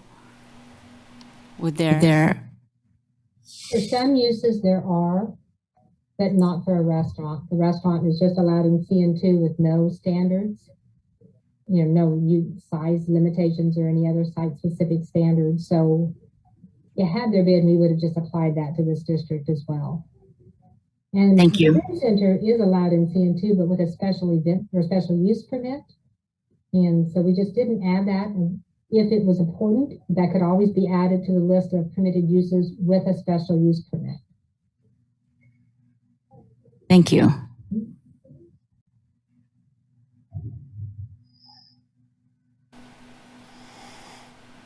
I've had a number of comments and questions. Anybody else having comments or questions on this project? I'll go ahead and ask another one. In terms of, it seems like the CN2 district, so I'm trying to get at the decision between IL and CN2, both of which are options. So it seems like one of the main criteria for moving to IL instead of CN2 was a distance to another commercial area. Can you explain, Mary, where the 1 mile distance came from and why that was so critical in selecting IL? In 20-903 of the Land Development Code, it tells the locational intentions for this CN2 district. So they're not standards or requirements, but they're intentions. And I don't know why this was established, why it was thought that a neighborhood commercial center should be a mile from another one. I don't know when they developed the 2006 code, but where I found it was just in the code. So I can't say why they thought it was necessary to separate them by a mile, but I think it was so that they would actually be serving different neighborhoods. And a mile must have been seen as the appropriate distance between neighborhoods. It'd be a half a mile travel to get to one if they were every mile. But I can't say for sure that that's why it was created with a 1 mile distance. Okay. If I can just add to Mary's item there, I think, if I remember this correctly, and this is late hour and reaching way back, there was a provision in Horizon 2020's language that carried that 1 mile guidance forward because they didn't want strict commercial zoning to occur at long intervals. And so there was the spacing interval included as part of Horizon 2020 that made its way into the Land Development Code to have commercial nodes, not necessarily strict commercial development like you see along 31st or 6th Street in places. And I may be jumbling a little bit, but I think that was the intent behind that drive. Okay, thank you. I'll make a comment and see if that, Jim, would Yes. you? Oh, go ahead. All right. You don't want me to start. Yes, I do. Yes, I do. I'm in favor of this zoning change. Just talk about what's in front of us tonight. I'm in favor of this zoning change. The downzoned IL, particularly listening to the neighbors and concerns that they have about the protections of what might go on around them. I like that we're maintaining some industrially zoned ground because once it's gone, it never comes back, or it's difficult to anyway. But I also like the idea that it provides quite a bit of inherent flexibility in what might be there. So if for whatever reason this project didn't go forward, IL provides opportunities for other types of uses that, as the neighbors have said, almost to a person is desirable in that neighborhood. And to go all the way towards residential as an example would limit the opportunity for that additional mixed use. I'll just put it out there. I also have an appreciation for that old building, have my own memories there, and heard consistently from the neighbors that that was something that was important. We have before us now an applicant that's saying without question their goal is to preserve it. And I find myself hoping for an opportunity for this process to go forward, to let this project develop with all the feedback from the neighbors to get to a great project. And just lastly, I want to comment on something that Mr. Dever had said about having been there when this area was being developed, and including the house right next door, which, gosh, it approaches the magnitude. What was developed and built on the back of that house approaches the magnitude of what we're talking about in this project. There was a lot of anxiety, a lot of nervousness about that, but the process in the city and the structure around guiding it through a public process to get to a conclusion has left us with a remarkable area. So I guess for those reasons, I'm less concerned about going forward with a change in zoning, knowing that we have multiple steps yet to go to make sure that we've heard and incorporated feedback from the neighbors.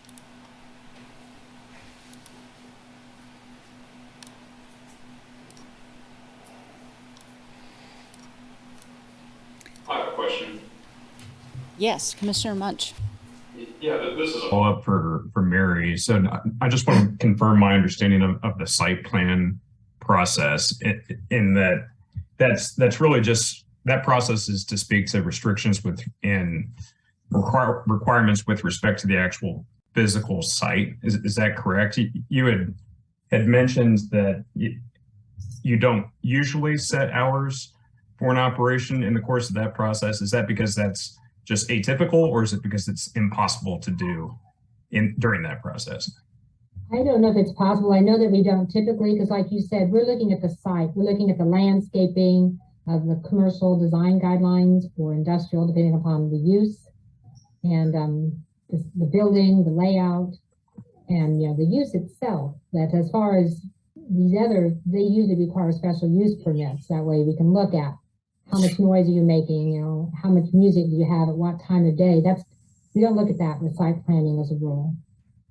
Right. And as you mentioned, a special use permit wouldn't be required here. So there really wouldn't be an opportunity to impose any kinds of hours restrictions or noise restrictions with respect to any business that might be located at the site in the future. That's right. Okay. Thank you. Unless if Jeff feels differently, but I believe that's the case. I would agree with Mary on that one. Those kind of conditions about hours of operations and the performance of the sites are typically done with special use permits because there's extraordinary issues there that rise up, and the code identifies that as being a requirement for a permitted use. You don't typically tend to see that. I've seen other instances where people have chose to put covenants or other restrictions on properties willfully in those instances to kind of, show good faith or interest in doing so, but that's not something that the code compels as part of a process.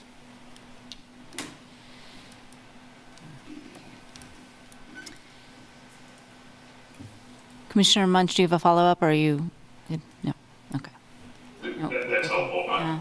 Appreciate the additional perspective there. Yeah. I have a question for Mary. Did you see anything in the CN2 zoning, any concerns about what would be allowed in a CN2 zoning that would not be allowed in an IL? Was there anything, anything concerning in that zoning that kind of helped push this recommendation to an IL instead of CN2? No, I based my recommendation on the locational criteria, but when I look at the uses allowed in CN2, I know that the CN2 district does allow a bar, and there's been a lot of talk in this area about bars. A restaurant cannot have more than 45% sale of alcohol, so we don't need that condition on that. But the CN2 does allow a bar up to 3,000 square feet. Anything bigger than that takes a special use permit. And that may be one use that, considering the proximity of residences, perhaps isn't appropriate in this location. But other than that, I didn't find any uses that I felt would be an issue. Thank you. I have a question. Yes. So Mary, what recourse would the neighbors have if the restaurant opened and it was really loud and smelly and, and it went really late. Like, what could the public do about that? Well, we have property maintenance regulations. So if it's smelly, or dirty, or a lot of trash, the development services, we have what's called the code compliance officers. They would visit, they have the power to visit with the people and try to bring them into compliance with our property management regulations. They can take them to court if need be. And so that was if they're noisy. If they're loud, that again can go, usually that goes to the police department because we have a noise ordinance in the city of Lawrence. So if it's very loud, the best option would be to call the police. You can always call development services. They would probably refer it over to the police department. And light trespass is something someone mentioned. That is something we review very closely with our site plans. We don't allow light trespass on the residential properties. I think it's 0.1 or 0.2 foot candles. Full cutoff lighting fixtures are required for pole mounted lights. So we have pretty strict lighting standards. So we review those, and seldom do we have trouble with light trespass unless someone's not complying with the lighting standards in the site plan. And if they aren't, development services, again, can work with them on compliance. Thank you. Okay. Commissioner Carpenter? I'm still trying to figure out how we got to this point. I mean, we have this little finger of light industrial with residential on two sides. And, we rezoned this whole area to use. So I guess that's one point. This is not a mixed use area. We have a mixed use zoning category, and that's not what we have. East Lawrence has been zoned to the current uses because it is such a hodgepodge. That doesn't mean it's mixed use.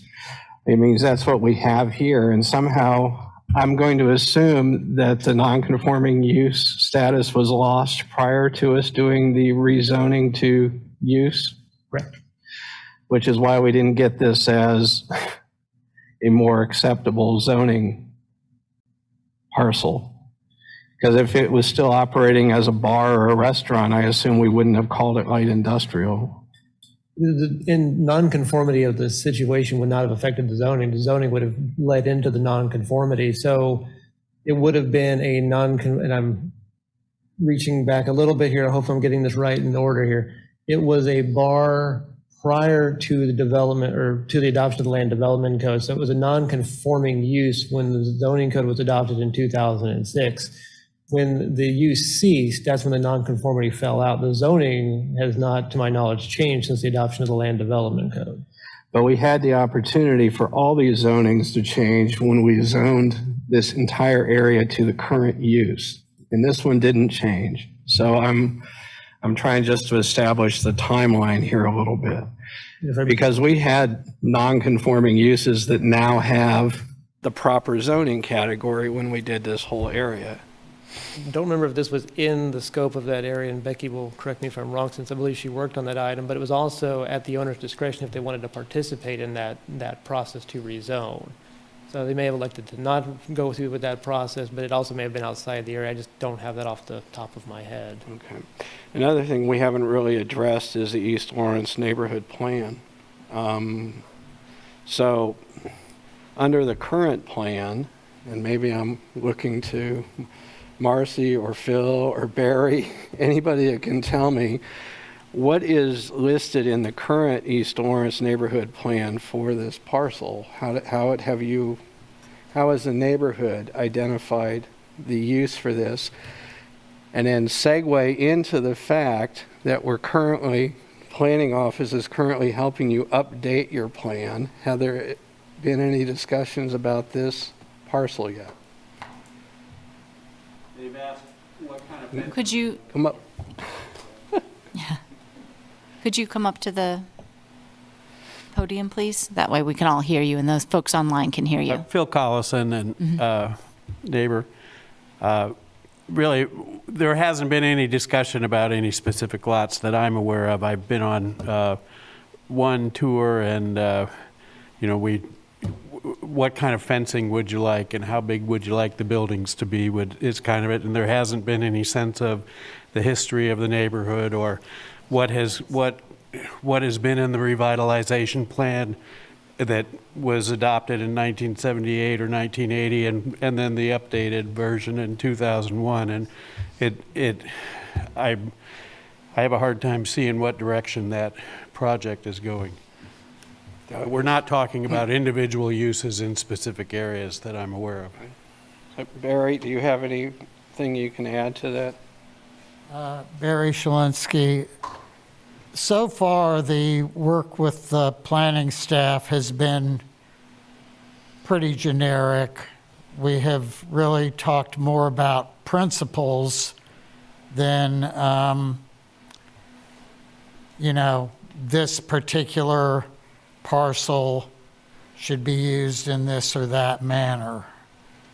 And I think really even the current iteration of the plan deals more with principles than it does with designating any particular plot of land for any purpose. But in terms of principles, I think, your statement of concern is well taken, that, to have one little sliver of light industrial on a 50-foot lot and a block of residential to the south and, to the west, and then commercial to the north with mixed use with apartments and stuff. It really is kind of an outlier.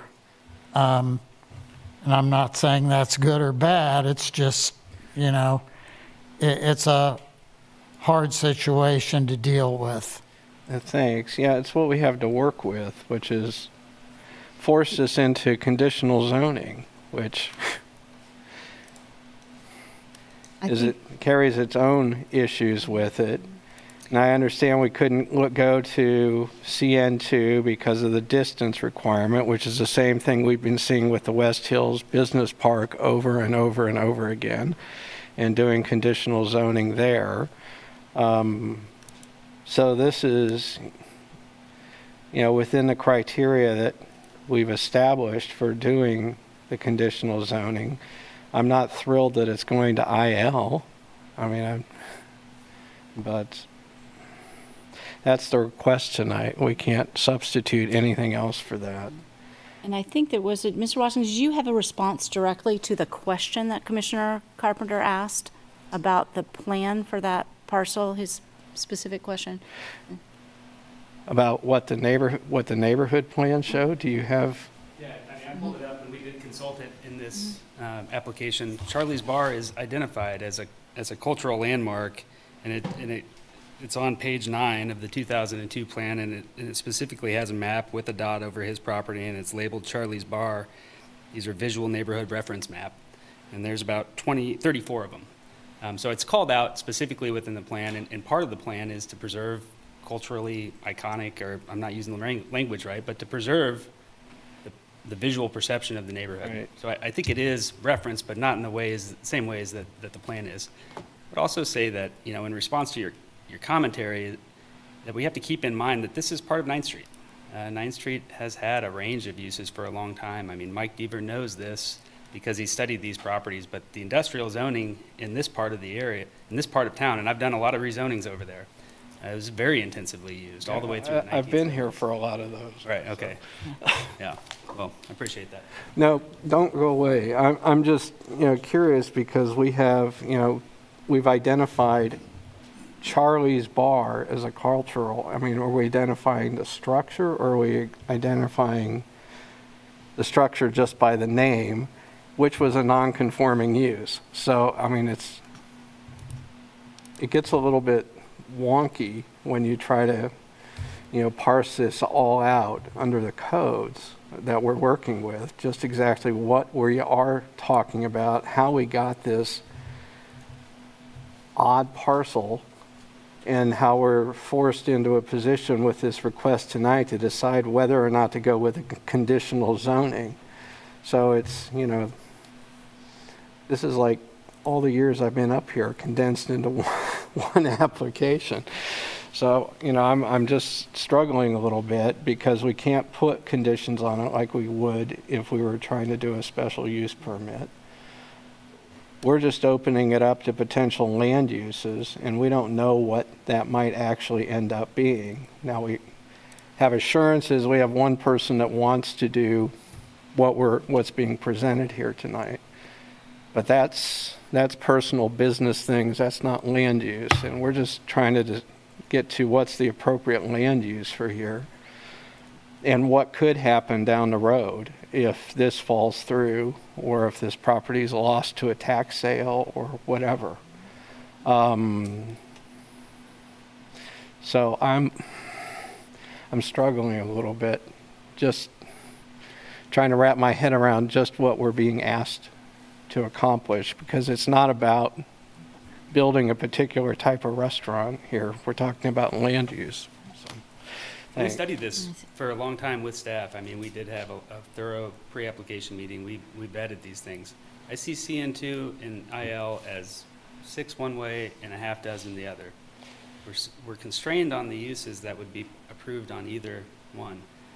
If it was my preference, I would avoid CN2. If you just read the definition of CN2, it doesn't seem appropriate to put it in a neighborhood. CN2 is reserved for large-scale, nodal, neighborhood resident or neighborhood commercial.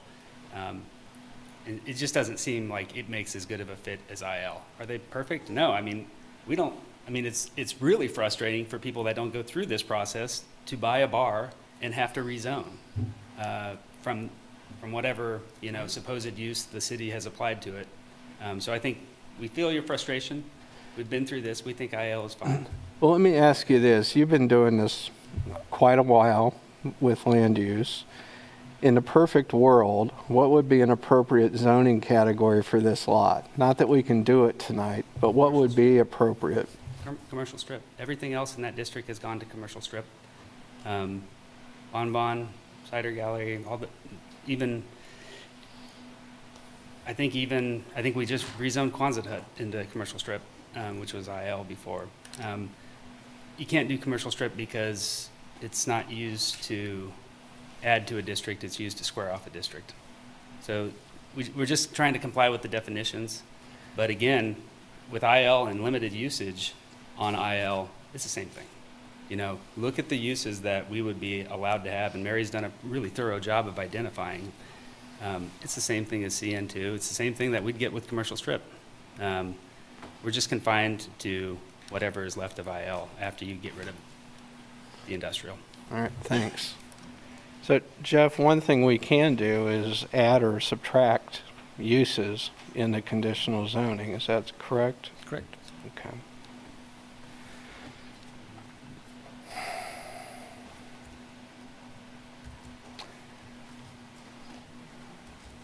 That's it for now.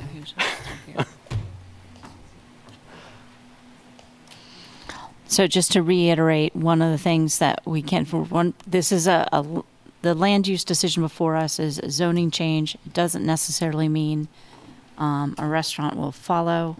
But as Commissioner Carpenter did point out, we can add or subtract certain uses within that zoning.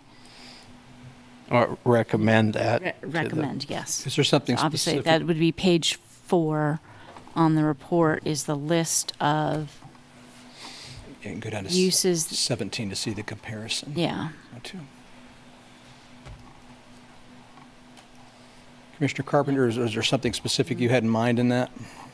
No, I'm just clarifying what our options are since we've been talking about a different kind of conditions. I mean, there's a difference between conditional zoning and imposing conditions on the zoning. So The real crux of that difference is what you're highlighting is a special use allows you to apply conditions to a specific use. Conditional zoning is more about the land use underneath of it all, not so much about a use in general, or excuse me, a use in specific.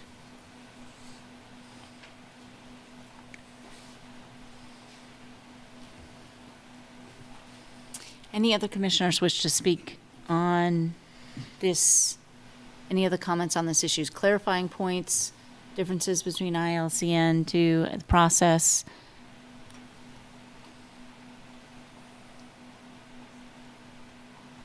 No.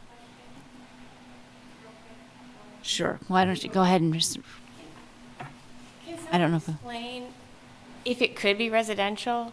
I mean, there is a lot of value in those residences. It's not as if you wouldn't sell it for money. I just want to understand why it's not residential and if that's an option for us to bring, or I just want to understand Yeah, that. it's certainly not an option we can consider tonight. Okay. Unfortunately, but maybe Mary could just speak a little bit to the particulars for those two zoning uses, zoning categories being brought up before us, IL and CN2, and just those two. I think but commercial strip was mentioned, what the limitations were on that. Okay, I'm sorry, I'm not sure exactly what you were asking, I'm sorry. Just, you brought forward in this proposal a change in zoning from IG to IL or CN2. There are other zoning categories that were not considered. Oh, okay. So, Yeah, the code allows the planning commission to, if it's in the lesser change table, then it's considered almost the same, just less intense. And so the planning commission could switch the zoning at the meeting. You don't have to re-notify neighbors. You don't have to have a new meeting. So at this meeting, you could switch it to IBP, which it's not large enough for, or CN2, and then it could go straight to the city commission. If the idea was that they can't recommend residential rezoning. The only way residential rezoning could happen is if it was denied and then the property owner decided they wanted to develop it residentially, and then they could submit an application for rezoning for residential.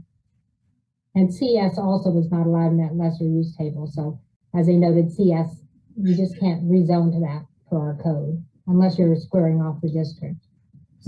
thank you, Mary. So I have a question. So this can be used as a work-live unit. What is that as compared to residentials, right? So currently it cannot be, but if it goes to IL or to CN2, right, it can be a work-live unit. I'm just trying to figure out if somebody wanted to live there and it wanted to be residential, is that allowed under the IL? Because you can have a mobile home, you can have a multi-dwelling structure, you can have a work-live unit. Like, what are we talking about? There's several work-live units too in the 8 to 10 district to the north. Some artists have studios. Can you hear me? Some artists have studios and they also live in the building. There is a wine institute or some sort of wine education center where they have wine tastings, and it's a limited kind of a bar use. They live in that facility.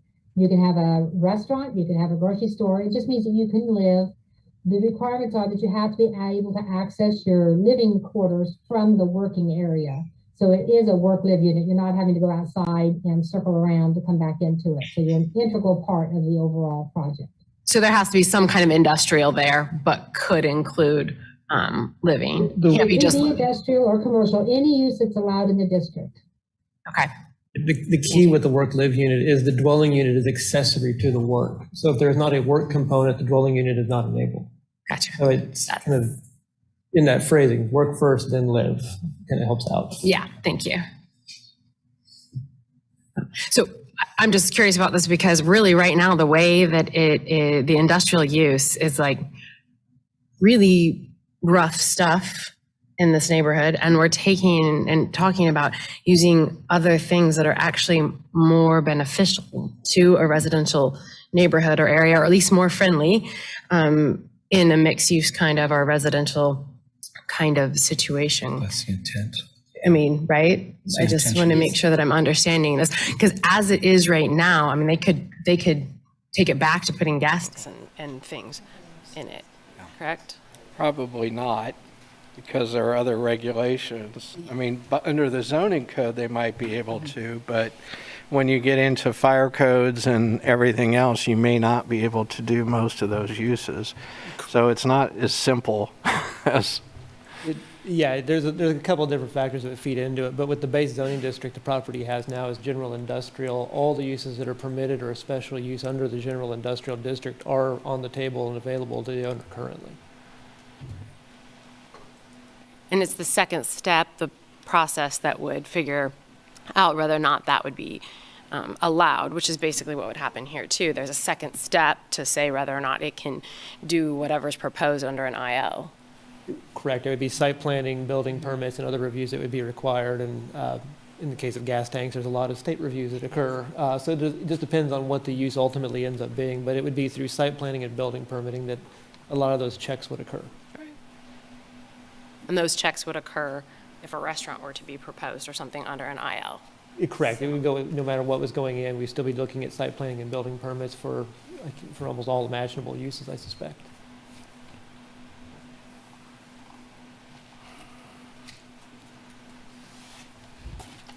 Other questions and comments from the commissioners? I'm just going to add that before we had the current rules for conditional zoning, what's being requested here is something that happened in several areas in East Lawrence to go from general industrial to light industrial, the Decade Coffee Shop, the, oh gosh, what is it, 12th and Haskell, which used to be a junkyard, has conditional zoning. There's a couple of others throughout there. It was like East Lawrence led the way in one type of conditional zoning. And this is pretty much what that is. And like just about every other project, the devil's going to be in the details of the site planning and what's ultimately what they want to put there. And while I think it's a good idea to get away from the general industrial, I just have trouble getting over the hump to say, let's go here now and see what happens. But that might end up with a split vote here, and we'll see what the city commission, how they weigh in on all this. Yeah, I think about, this is a down zone from where they are, and to your point, provides protections that aren't there today. There's argument whether or not it should go all the way to residential, but that's not what's before us tonight. It does provide significant protections over what's there, though. I still am a fan of maintaining an industrial zoning. I know that it's odd in this particular spot. I get that. But there are things you can do there that you can't do in other zoning categories.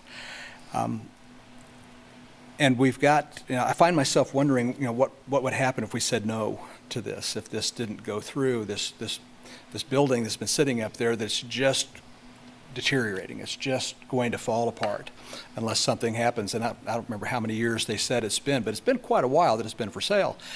I love the idea that maybe some other use would be great there, but that's not been brought for years. But this one has, and it's been brought by someone who's got a track record of doing the very kind of work to preserve old structures, historic structures that we're talking about here, and doing it in a way that benefits the area. So I'm in favor of letting this go forward to the next step. And if the commission's, unless there's more debate, I'd be happy to make a motion. I think I would just like to say that I'm in favor, I think, for a lot of the same reasons. And I'm concerned about what will happen with the property if nothing. Like, this is a very awkward spot to be in, but it is a property that would be probably better to have something positive in the neighborhood. Obviously, lots of other stuff to figure out about that. I do have one question that's probably a very stupid question, but so who has standing to do, Patrick, this might be for you, who has standing to change the zoning? So the neighborhood is talking about they'd love to see it residential, right? But I mean, I'm assuming it's the owner. There has to be some kind of ownership, right, involved in that. And so just we can't just switch this to residential unless the owner wants that done. And I just wanted to clarify that, because if residential was an option, I might feel a little different, right? But I'm just trying to figure out what the process for that would be.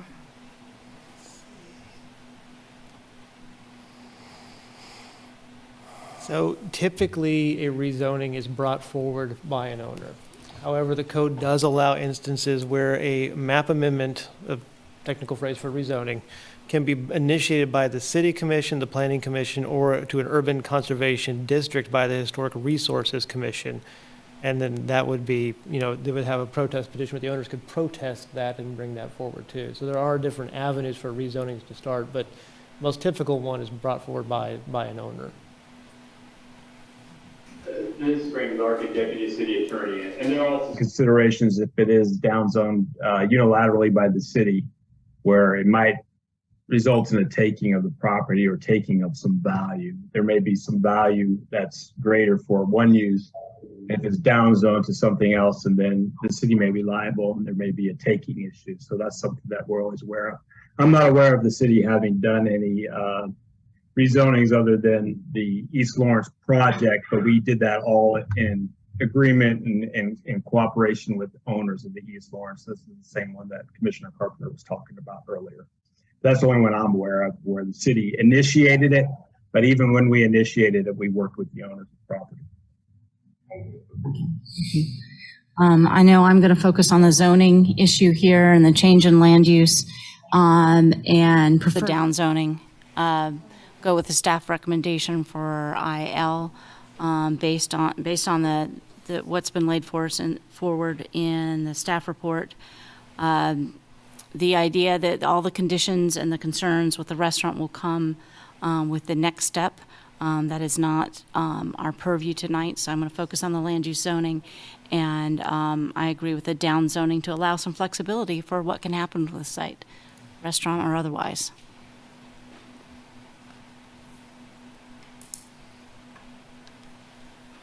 Other comments? Should we call for a motion? Happy to make a motion. I'll move that we approve the request to rezone Z-22-00247, approximately 0.13 acres at 900 Pennsylvania Street from IG to IL district with restrictions, and forward the request of the City Commission with a recommendation for approval based on the findings presented in the staff report and subject to the use restrictions listed in the staff report. Do I have a second? Commissioner Payton? Any further discussion? Seeing none, and we have the vote, please. Call for the vote. Commissioner Ashworth? Yes? Commissioner Barotto? Yes. Commissioner Carpenter? No. Commissioner Doover? Yes. Commissioner Hayden? Yes. Commissioner Munch? no. Commissioner Payton? Yes. Commissioner Rexroad? Yes. Motion passes 6-2.